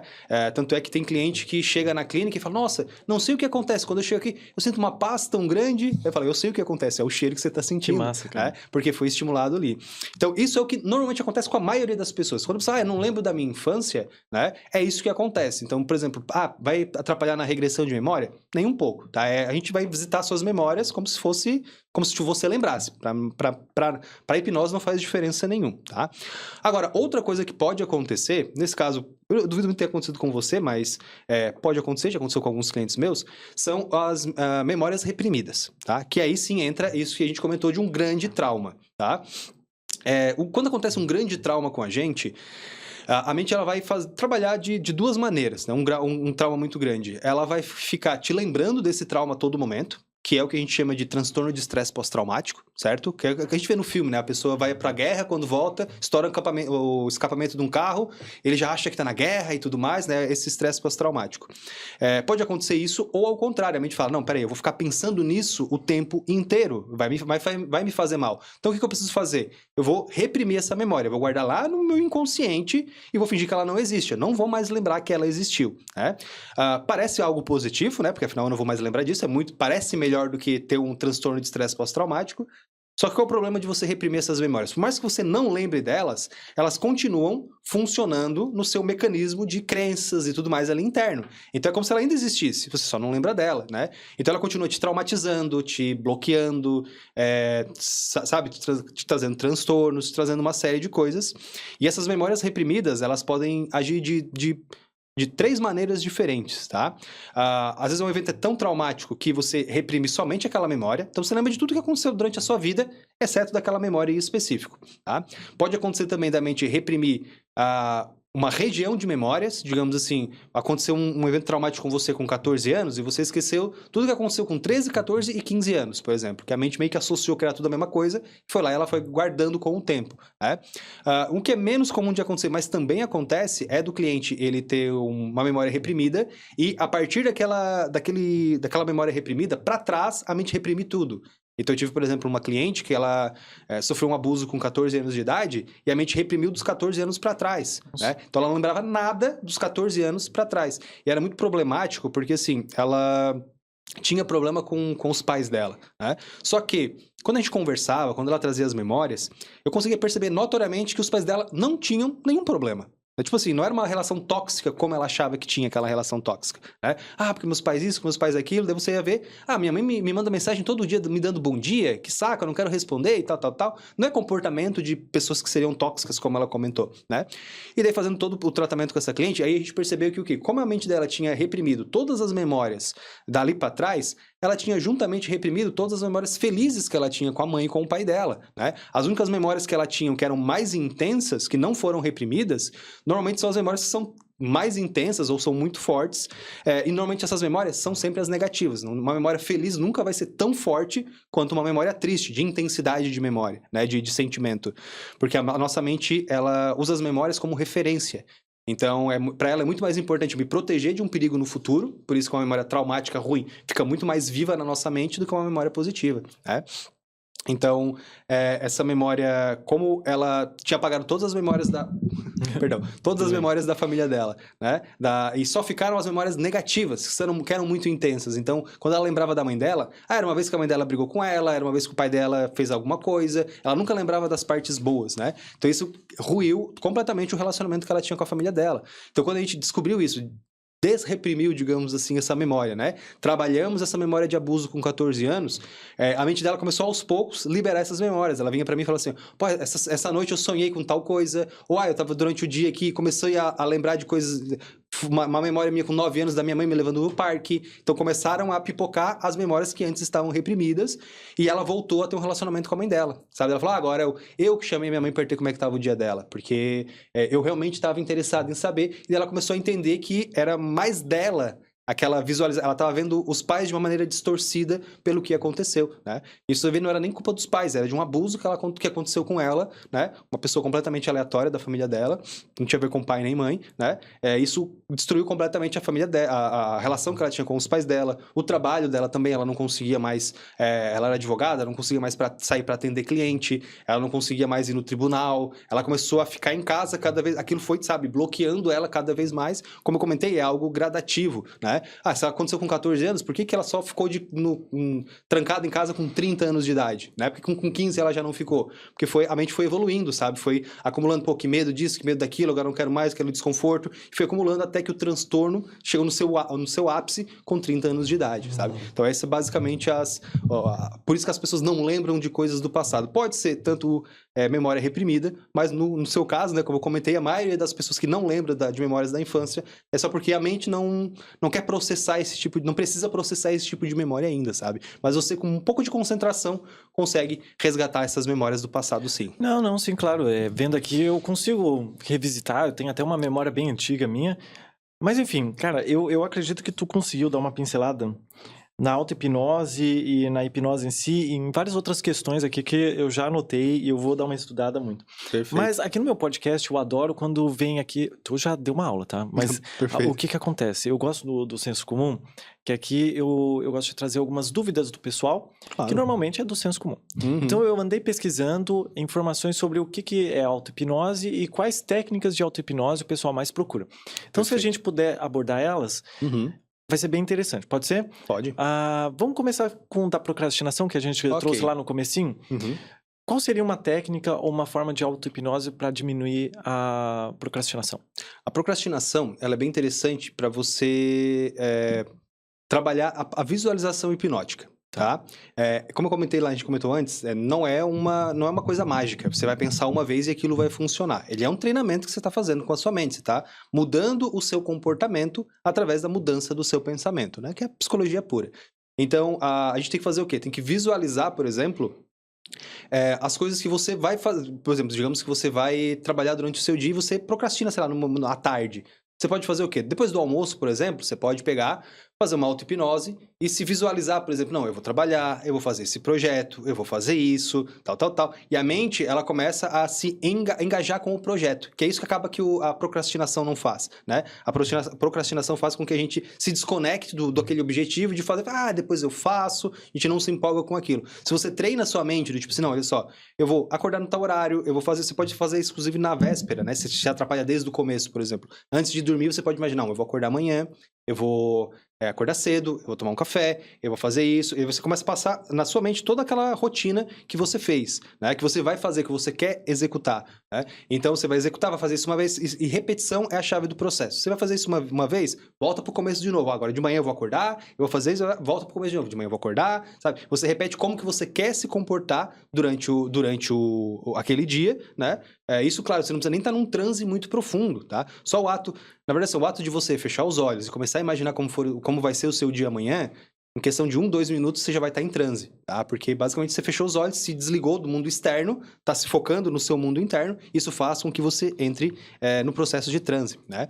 Mas ele é bem simples assim, não precisa de uma técnica muito rebuscada, porque o grande problema que eu vejo sobre auto-hipnose hoje como a hipnose, a maioria das pessoas não sabe como é a sensação, como é aquilo, eles acham que precisa ser algo extremamente absurdo. Não, tem que ser uma técnica revolucionária para eu entrar em transe, para eu ser hipnotizado.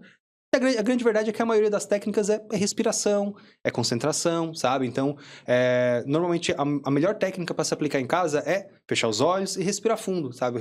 Vai prestando atenção na respiração, vai soltando, e aí você vai já planejando, por exemplo, você vai fazer uma visualização, né? Fecha os olhos, respira fundo uma vez, solta, respira outro, solta, vai prestando atenção no ambiente, sabe? Que som que tem, a TV tá ligada, eu tô sentado em tal lugar, sente a textura do ambiente que você tá, tudo de olho fechado, né? Então, o que você tá fazendo? Você tá trazendo aqueles estímulos que você tá acostumado no externo, você tá trazendo pro interno agora, né? Tô sentindo a textura aqui da minha cadeira, tô sentindo meus pés no chão, eu tô respirando, então você vai se focando cada vez mais em você, daí você começa, então amanhã como é que vai ser? Eu vou estar dormindo, e daí eu vou lembrar que eu vou estar acordando, e daí, nossa, eu vou conseguir fazer aquele projeto que tá me incomodando, que eu não consigo fazer, vou fazer ele de manhã tal etapa, né? E depois à tarde eu vou fazer tal etapa. E daí você, já te empolga, sabe? Tipo, legal, porque daí à tarde eu consigo fazer isso e vai dando aquele gás. Daí no outro dia de manhã você faz a mesma coisa. Como eu comentei, é um processo, é repetição. Você acorda no outro dia e fala, não, hoje eu vou fazer isso, eu me vejo. E assim, não é só pensar, hoje eu quero fazer tal coisa. Não, é se imaginar fazendo aquilo. Isso é fundamental pro processo. Se ver em primeira pessoa executando aquilo.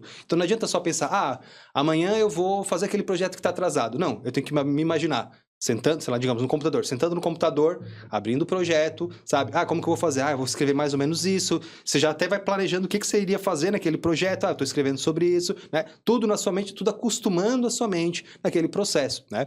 Se você conseguir antes ter uma preparação, por exemplo, assim, de você ter um projeto que você está postergando muito, quebra esse projeto em várias etapas e durante a visualização fala, não, hoje eu vou fazer essa etapa primeiro e depois essa, que torna também menos cansativo, né? Assusta menos. Você fala, eu tenho que entregar um vídeo inteiro, digamos, um vídeo editado, sei lá, alguma coisa assim, com edição, com áudio e tudo mais, é muita coisa, mas hoje eu só preciso gravar. Amanhã eu só preciso cortar tal coisa. Depois eu só preciso adicionar, sabe? Essas pequenas etapas facilitam com que o cliente deixe esse processo de procrastinação, né? E ele vai se empolgando com as pequenas vitórias. E para esse estímulo acontecer, com o processo de visualização. Não só se ver, mas também como que eu gostaria de me sentir. Eu queria estar empolgado com aquilo, né? Então eu vou não tô, mas eu vou me imaginar, nossa, super empolgado fazendo isso. Por quê? Porque a mente está pensando, então quando eu for fazer, eu vou fazer porque eu estou empolgado. Então o seu cliente vai se esforçar, vai ficando empolgado e vai fazendo. Então tudo prática. A primeira semana, obviamente,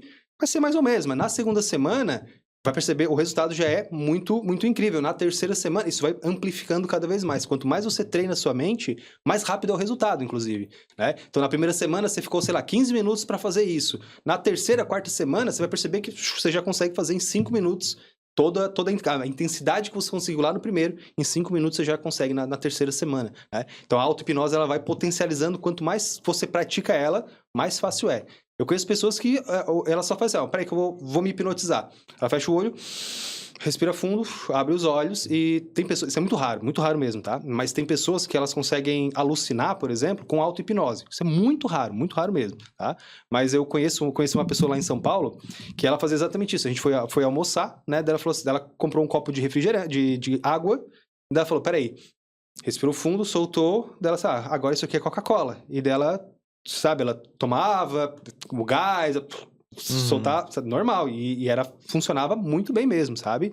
E ela conseguia tomar água, ela conseguia alucinar, tudo com brincadeira. Inclusive, nessa pessoa em específico, a gente instalou o que a gente chama de selo hipnótico. Que é o quê? Ela é tão facilmente hipnotizável, essa pessoa, que pode acontecer de, sei lá, alguém na rua, por exemplo, ou algo assim, dar um comando que ela já tá tão acostumada a fazer aquilo, né? Lembrando que é porque ela treina muito, não é porque isso é natural de acontecer, né? Que ela poderia ser altamente influenciável por outras coisas. Então, a gente instala um selo que é do tipo assim, ela vai pensar numa senha, que depois que ela pensa nessa senha, a mente dela permite que ela seja hipnotizada. É como se ela tivesse, de fato, bloqueada para a hipnose acontecer, para ela não ser hipnotizada sem querer a todo momento, né? Então, é algo, como eu comentei, mais raro de acontecer, mas algumas pessoas têm essa capacidade de conseguir até, numa auto-hipnose, alucinar com alguma coisa, tomar uma água achando que é refri, que é suco ou algo assim, né? Com muito treino, mas como eu comentei, é bem raro quem chega nesse nível, mas a maioria das pessoas consegue mudar comportamento, mudar sentimento, sabe? O ato de só se imaginar fazer, a maioria das pessoas consegue executar essa técnica para não procrastinar. Pô, cara, que massa. Mas e também tem uma outra questão que o pessoal gosta muito, ou que quer resolver bastante. Eu tinha esse problema, hoje em dia com filho não tenho mais, que é a questão de dormir. Como é que eu consigo me auto-hipnotizar para que eu consiga dormir rápido? Perfeito. A auto-hipnose para dormir, eu acredito que é a auto-hipnose mais procurada Com certeza. no mundo inteiro, assim, sabe? Porque a gente... É o que mais a gente tem aí no YouTube, é o que mais a gente tem de pesquisas, né? Nas redes sociais, vindo principalmente, né? Já que eu produzo conteúdo desse tipo, eu sei como é a busca, né? E a auto-hipnose para dormir, ela é bem interessante porque, assim, ó... existem alguns motivos para a insônia acontecer, né?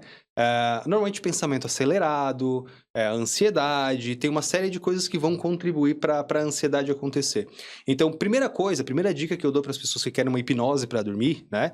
É fazer primeiro uma higienização do sono, que é o que a gente chama, que é o quê? Se preparar para o processo de dormir, né? Então, o que isso significa? A gente fala assim, olha, 1 hora antes de você deitar, já desliga o celular, sabe? Você já vai fazendo todo esse processo, já deixa a luz mais escura, já deixa o ambiente preparado para sua mente entender que está na hora de dormir, né? Então tem toda uma preparação que a gente faz para já deixar o cliente no mindset correto, digamos assim, para dormir, né? Então, daí na hora de dormir, a gente utiliza algumas técnicas, normalmente relacionadas à respiração. A respiração, ela é uma das coisas que mais leva o cliente profundo, relaxa e para dormir com muita facilidade, né? Então, são algumas técnicas que a gente pode utilizar. A gente tem a técnica 478, tá? Que 478 o quê? Você inspira por 4 segundos, tranca por 7 e solta durante 8 segundos. Então, eu não consigo contar aqui, né? Mas seria tipo...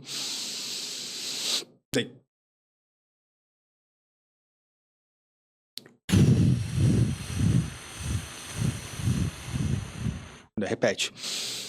Por 4, tranca por 7, solta por 8, né? Então, esse processo, pode ver, a gente inspira mais rápido, mas a gente tranca.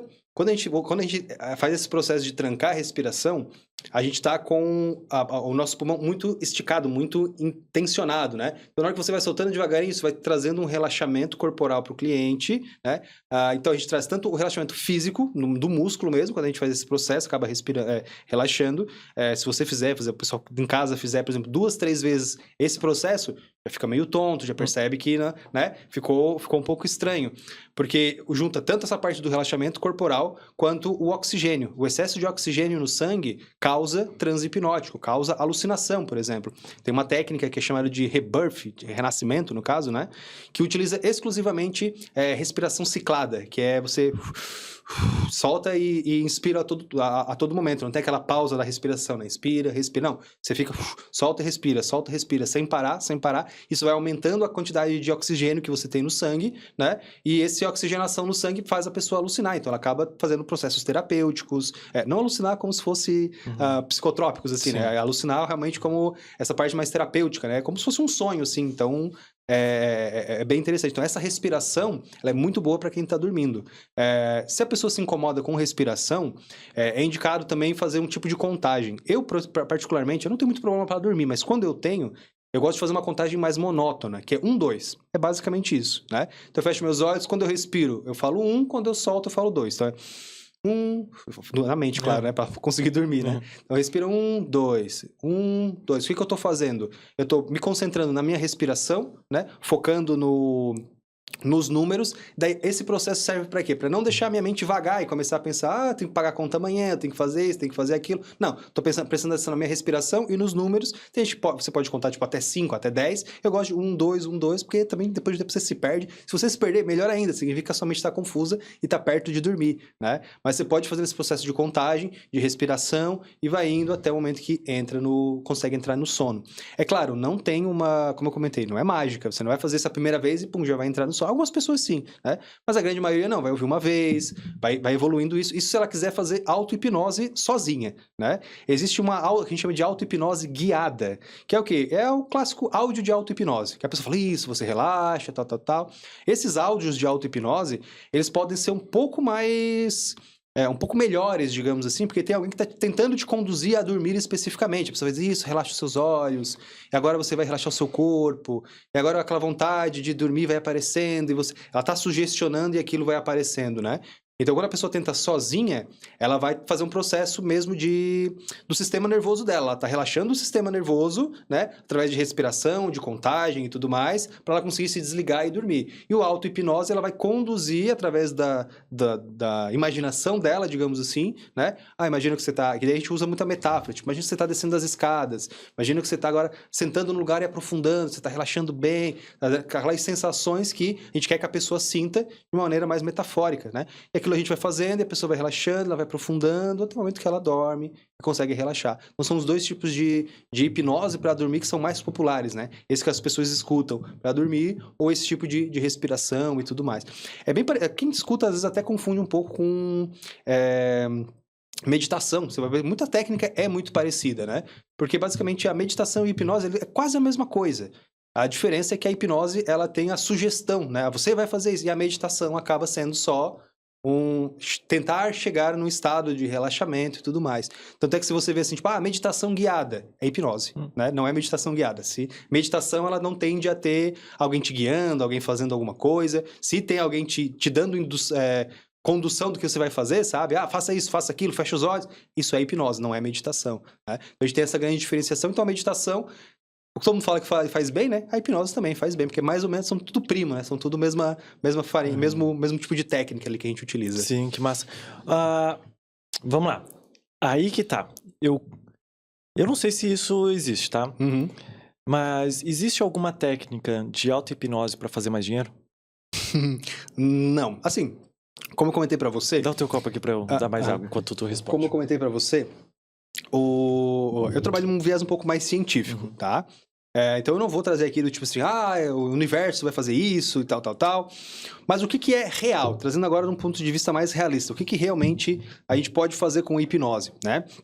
A hipnose, ela vai fazer o quê? Ela vai quebrar bloqueios que normalmente a pessoa tem, tá? Então, por exemplo, assim, às vezes a pessoa, ela... não consegue, tem receio de sair da zona de conforto, ela tem receio de aceitar alguma coisa, ela não consegue evoluir. Tem pessoas que ela tem crenças fortes relacionadas a dinheiro, por exemplo, né? Então, teve um cliente meu que ele falou, eu ganho muito bem, mas eu nunca tenho dinheiro, porque quando o dinheiro cai na conta, ele me incomoda. Eu preciso gastar esse dinheiro... Porque enquanto estiver sobrando ali 200, 300 reais na minha conta, eu fico me coçando. O que eu posso comprar? O que eu posso comprar? E daí a gente foi analisar, por exemplo, viu que ele vinha de uma infância muito difícil, que ele não tinha muito dinheiro, né? E lembra que eu comentei pra você que às vezes pode acontecer dois opostos do mesmo problema, né? Aquilo pode acontecer de ele se focar e dizer, não vou gastar nada, porque eu nunca tinha dinheiro antes, agora eu quero ter todo o dinheiro do mundo, né? Então ele acaba guardando e vira muito mesquinho, digamos assim, mão de vaca, né? Pode acontecer. No caso dele foi o oposto. No caso dele, o dinheiro, como ele tinha pouco dinheiro, todo mundo falava, pobre é que vai pro céu, rico vai pra cadeia, até aquela coisa do dinheiro é ruim, né? Porque, claro, quando a gente não tem dinheiro, a gente tenta se convencer de todas as maneiras de que aquilo não é bom, né? E aí, quando ele cresceu, o que aconteceu? Ele começou, dinheiro é ruim, por que eu tenho dinheiro? E por mais que ele quisesse trabalhar, o inconsciente dele trabalhava contra ele, né? Então a gente fez esse trabalho para ele conseguir ver o dinheiro de uma maneira diferente, né? A gente revisitou memórias, revisitou gatilhos, comportamentos que ele teve, que ele desperdiçava dinheiro, por exemplo, né? Para isso acontecer. No caso de ganhar dinheiro, isso a gente consegue desbloquear aquilo que está bloqueando ele para evoluir. tá? A gente não consegue fazer milagre, a pessoa nunca né, não queria acontecer e acontece, não é isso, tá? Mas a gente consegue, vou trazer um exemplo bem real para você. Um tipo de cliente que eu atendo bastante, já atendi com bastante vezes, é o de investidor de bolsa de valores. Tá? Bolsa de criptomoeda e tudo mais, né? Daí você pensa, o que a hipnose tem a ver com criptomoeda, com investimento? O que acontece é o seguinte, as pessoas que fazem esse tipo de investimento, elas acabam perdendo para a própria cabeça. O que seria isso? Do tipo assim, começa a cair, ela sabe, eu tenho que segurar, mas o medo é tão grande que eu vou lá e vendo antes da hora, e eu fico no prejuízo. E daí, dá 2 dias, subiu o dobro.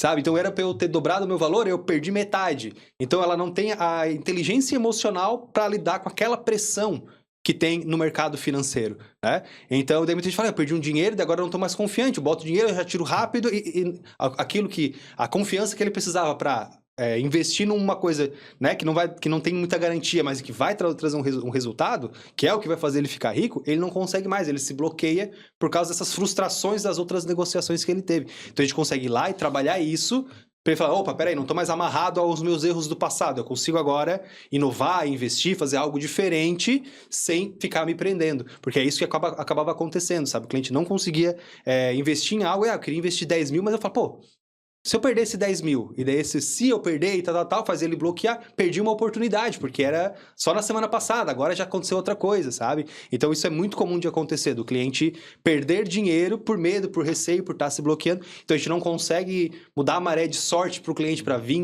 com dinheiro na conta dele, mas a gente consegue, sabe, tipo, dar as ferramentas para ele correr atrás desse dinheiro. Essa é a única garantia que eu consigo dar, digamos assim, sobre melhorar o financeiro de um cliente através da hipnose, sabe? A gente consegue mudar o mindset, fazer todo esse processo para ele estar motivadão para conseguir.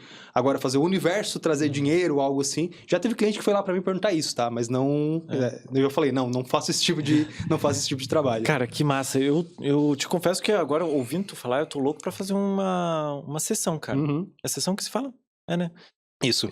Eu adoraria fazer uma sessão, cara. Vamos conversar, tá? Depois eu vou pegar o teu contato direitinho pra gente fazer isso aí. Tu ainda atende, né? Claro. Tá, perfeito. Isso é bem comum. Normalmente, as pessoas quando entram em contato com a gente, né?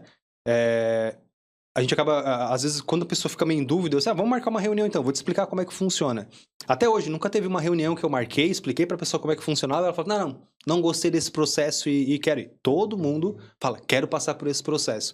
Então, normalmente a pessoa que não quer passar pela hipnose é aquela que não sabe como é que funciona, né? Não tem aquela curiosidade e tudo mais, porque a partir do momento que descobre o processo de visitar a memória, de passar, como eu comentei, não é algo fácil, não é algo tranquilo, você não vai estar tirando férias ali, né? Inclusive, dependendo do evento traumático que a pessoa tem, ela tem que ter ideia do tipo assim, a gente vai revisitar esse trauma, ele vai ser não tão dolorido, mas vai ser 80% tão dolorido quanto foi no original, sabe? O cliente vai sentir aquilo na clínica, mas uma garantia que eu sempre dou pro meu cliente é assim, você nunca vai embora daqui sem que eu tenha ressignificado esse trauma, tá? Então é uma promessa muito forte que eu dou pro meu cliente, mas ao mesmo tempo é muito importante, porque ele vai pensar assim, olha, eu vou trazer um super trauma, eu não quero ir pra casa e que isso fique me remoendo o dia inteiro, sabe? Eu falo, não, você vai vir aqui, você vai me trazer esse grande trauma, né? E quando você for embora, você vai pensar nesse trauma e vai ser como se você tivesse ido na padaria, como se tivesse ido no supermercado, sabe? Um trauma que você lembra que aquilo aconteceu, sabe que foi negativo, que não foi algo bom que aconteceu com você no passado, só que ele não te afeta mais, ele não te incomoda mais, e você consegue pensar nele como se fosse algo corriqueiro do seu passado, aquilo não é mais traumático. E como ele não é mais traumático, você não vai mais conseguir... ele não vai mais ficar aparecendo na sua mente a todo momento, porque não tem mais sentimento associado a isso, nem nada, e acaba que essa memória, depois de alguns anos, ela acaba indo pro inconsciente, aquela parte do apaga, e apagando tudo, sabe? E acaba eliminando essa memória, ou fica guardadinha lá, que nem aquelas memórias da infância, sabe? Continua lá, mas ela não serve pra muita coisa, né? Normalmente isso pode coisa acontecer. Que massa, cara. Jason, eu queria te fazer uma pergunta que eu faço aqui pra todo mundo do podcast, que vem aqui, que é o meu convidado. E, bom, tu já trouxe muito ensinamento, né? Tu foi, cara, pô, demais. Esse episódio foi muito, muito bom. Que bom, muito bom que você gostou. Eu gostei demais. E aí eu queria te fazer uma pergunta. O que tu falaria pra todo mundo, se tu tivesse um megafone assim pra falar pro mundo inteiro? Para as pessoas que estão passando por alguma dificuldade, algum problema relacionado a qualquer assunto. Ou até mesmo as coisas que tu mais vê de problemas dos teus clientes, que tu acha que se tu tivesse um megafone, tu conseguiria resolver a vida deles. O que tu falaria? Rapaz, é uma boa pergunta, hein? É uma boa pergunta. E assim, ó, o que eu diria pra todo mundo façam terapia. Acho que esse é o grande processo, porque assim, ó, é muito difícil a gente conseguir sair sozinho. Algumas pessoas conseguem sair, às vezes, daquela situação sozinho, mas a maioria das pessoas precisa de ajuda. E não é tão negativo, tão expositório quanto muita gente imagina, né? Tem gente que fala assim, eu não sou louco pra fazer terapia, né? Não é louco que faz terapia. Quem faz terapia são pessoas do dia a dia, quem tem ansiedade, quem tem estresse, né? São os transtornos que são naturais. Então, assim, fazer terapia é algo importante porque melhora muito a vida das pessoas, né? E a gente não precisa ficar lutando sempre contra aquele mal, aquilo que incomoda, aquilo que atrapalha, né? E isso acaba causando transtornos muito diferentes. Eu até vou fazer um adendo aqui sobre o que a gente estava comentando, né? Que é muito comum a gente associado, tipo assim, meu cliente tem ansiedade, né? Todos os clientes que têm ansiedade, eles não têm os mesmos eventos traumáticos do passado, né? Assim como duas pessoas que sofreram o mesmo evento traumático, digamos que duas pessoas estavam num carro que sofreu um acidente, né? O mesmo acidente. Uma pessoa, ela pode desenvolver ansiedade, outra pode desenvolver depressão, com o mesmo episódio que aconteceu com elas. Porque a mente, ela reage diferente de acordo com todas as experiências que você tem. Então a gente não tem, assim, uma garantia do tipo assim, não, se você sofreu tal trauma, você vai desenvolver tal transtorno. Não, né? Cada trauma desenvolve um transtorno diferente, um sentimento diferente, algo diferente. Então, muitas vezes, aquilo que às vezes a gente acha que é algo normal, que não fez mal pra gente, fez mal. Incomoda a gente, atrapalha a nossa vida, né? E a gente não tem como identificar isso se não for para terapia, se não tiver alguém ali auxiliando, né? Alguém conduzindo ali a pessoa. Como você mesmo comentou, né? Demorou um tempo até você saber o que é ansiedade, entender, apesar de a gente sentir, né, já sentir isso antes, né? É a mesma coisa, tem muito cliente meu que ele não sabe que o que ele tem é tratável. Tem gente que acha que o transtorno que ele tem faz parte dele. Acho que isso é o grande problema que a gente tem, né? A pessoa fala assim, eu sou ansiosa, como se fizesse parte da personalidade dela, né? E às vezes faz parte da personalidade dela. Tem gente que não vai atrás de tratamento porque sem ansiedade a pessoa não consegue se ver, digamos assim, né? Isso é muito comum com dor crônica. Às vezes a gente vai fazer algum tipo de tratamento e a pessoa ela não consegue se ver longe da dor crônica porque a vida inteira, às vezes, ela sentiu essa dor, né? E agora a gente consegue controlar com hipnose, por exemplo, isso também é possível, né? E ela, às vezes, luta contra isso, por quê? Porque agora, se ela não sente mais dor, ela não consegue mais ir nos lugares que ela ia antes, sabe? A zona de conforto dela não existe mais, né? E a maioria das pessoas que sofrem de algum transtorno, normalmente, ela não sabe que sofre de algum transtorno, ela acha que faz parte da vida dela, né? Então, por isso que eu digo, busquem terapia, porque o autoconhecimento, né? Com entender o que a mente funciona, e eu não digo procurem hipnose, eu digo terapia para autoconhecimento mesmo, né? Entender como o pensamento influencia, como a mente influencia, entender se aquilo que você está sentindo realmente é de você ou está sendo forçado por você por algum transtorno, né? Então, às vezes a pessoa, eu sou ansiosa. Não, às vezes são os eventos traumáticos do seu passado que fazem hoje você ter ansiedade, né? Então, você não é ansiosa, você tem ansiedade. O que a gente vai fazer é tirar essa ansiedade de você, você vai viver normalmente. A mesma coisa com depressão, né? Você não é depressivo, você está depressivo. Então, a maioria dos transtornos, a não ser que seja um transtorno fisiológico, que a pessoa nasceu com algum tipo de que já é uma doença, não é necessariamente um transtorno, né? Mas todo transtorno psicológico, ele é tratável, a gente consegue reduzir os sintomas drasticamente, sabe? Então a pessoa pode ter uma vida normal, digamos assim, uma vida tradicional, como todo mundo tem, sem ansiedade, sem depressão. Todo mundo acaba se achando especial, sabe? Não, mas o que eu tenho não tem como resolver. O que eu tenho, nossa, é pior do que a ansiedade. Garanto pra você, não é. Tá? Ninguém é tão especial assim, infelizmente. A gente fala ao contrário, né? Você é especial. Não, no caso de transtorno, ninguém é especial, tá? Ninguém é assim, eu tenho uma coisa que só eu tenho e não dá pra tratar. Não, provavelmente você e mais 1 milhão de pessoas aí que a gente já tratou tem esse mesmo problema e vem na clínica que a gente consegue resolver sim, sabe? Então isso é importante. E, Jason, tu falou ali que na clínica, né? Uhum. Como é que as pessoas, então, podem te encontrar? Tu tem um Instagram, tu tem site? Como é que tu trabalha para as pessoas poderem te encontrar? Isso, você pode me encontrar tanto no YouTube, tá? Tem um YouTube e Instagram chamado Comunidade Marcílio. O meu YouTube e o meu Instagram, eles são voltados mais para a divulgação científica da hipnose, né? Então, eu não falo tanto sobre... voltado para o cliente, do tipo assim, faça isso para reduzir a sua ansiedade, faça aquilo. Não, eu falo sobre hipnose mesmo, sabe? Então, do tipo assim, o que é essa ferramenta? Quais ferramentas tem? Para que serve isso? Para que serve aquilo? Isso é interessante porque vai ensinando como que a mente funciona, né? Então, para quem é cliente que quer fazer tratamento ou algo assim, consegue ter acesso a esse conteúdo e entender, opa, peraí, eu me sinto mal, por exemplo, quando eu sinto ansiedade, sinto um embrulho no estômago, porque lá no passado teve um gatilho emocional. A pessoa consegue entender o que é gatilho emocional, né? Algo ruim que aconteceu junto com uma emoção negativa e agora a mente associou que é tudo a mesma coisa. Então, esse tipo de conteúdo a gente tem lá na comunidade. E, claro, quem também quer entrar nessa profissão, né? Que é uma profissão bem interessante também, a comunidade ela é uma plataforma para hipnoterapeutas, tá? Voltada para quem quer se formar como hipnoterapeuta, né? E lá, claro, também tem o meu contato para quem quiser fazer atendimento, né? Se quiser fazer atendimento tanto presencial aqui em Criciúma, quanto online, também é possível ser feito. Todos pelos contatos da comunidade Marcílio. Que massa, cara. Muito obrigado pelo episódio. Imagina. Eu que agradeço pelo convite. Cara, foi bem massa, de verdade. Tu me ensinou muita coisa. Tenho certeza que ensinou bastante coisa pro público. Então, obrigado. Obrigado de verdade. Eu que agradeço. Eu agradeço pelo convite. Foi um prazer estar aqui, principalmente falando de uma coisa que eu gosto tanto, que é a hipnose, que é a terapia, né? Se eu conseguir aí fazer uma pessoa só buscar terapia, eu acho que já valeu a pena a conversa e tudo mais, porque a transformação que isso causa na vida das pessoas realmente é o que motiva, na verdade, a gente a ser terapeuta, né? Porque realmente as transformações são realmente gigantescas. Fato. Então, valeu. Tamo junto, tá? Muito obrigado. E pro pessoal que assistiu até agora, muito obrigado. Se inscreve aqui no canal, deixa um gostei. As redes sociais tem site também? Isso, site. Tudo Comunidade Marcílio. Vai estar tudo aqui na descrição do vídeo. O meu Instagram também vai estar aqui na descrição, o meu pessoal. O Instagram do podcast também. O canal de cortes também vai estar aqui, caso você queira ver as melhores partes aqui. Ou entregar alguma partezinha que tu achou mais interessante para aquele teu amigo que precisa de terapia ou gosta de hipnose. Tá bom? E também, se você tem algum problema, tá acontecendo alguma coisa na tua vida, alguma coisa que tá te incomodando há muito tempo, comenta aqui nos comentários que no próximo episódio talvez eu consiga encontrar algum profissional da área que possa te ajudar. Tá bom? Muito obrigado e tchau, tchau.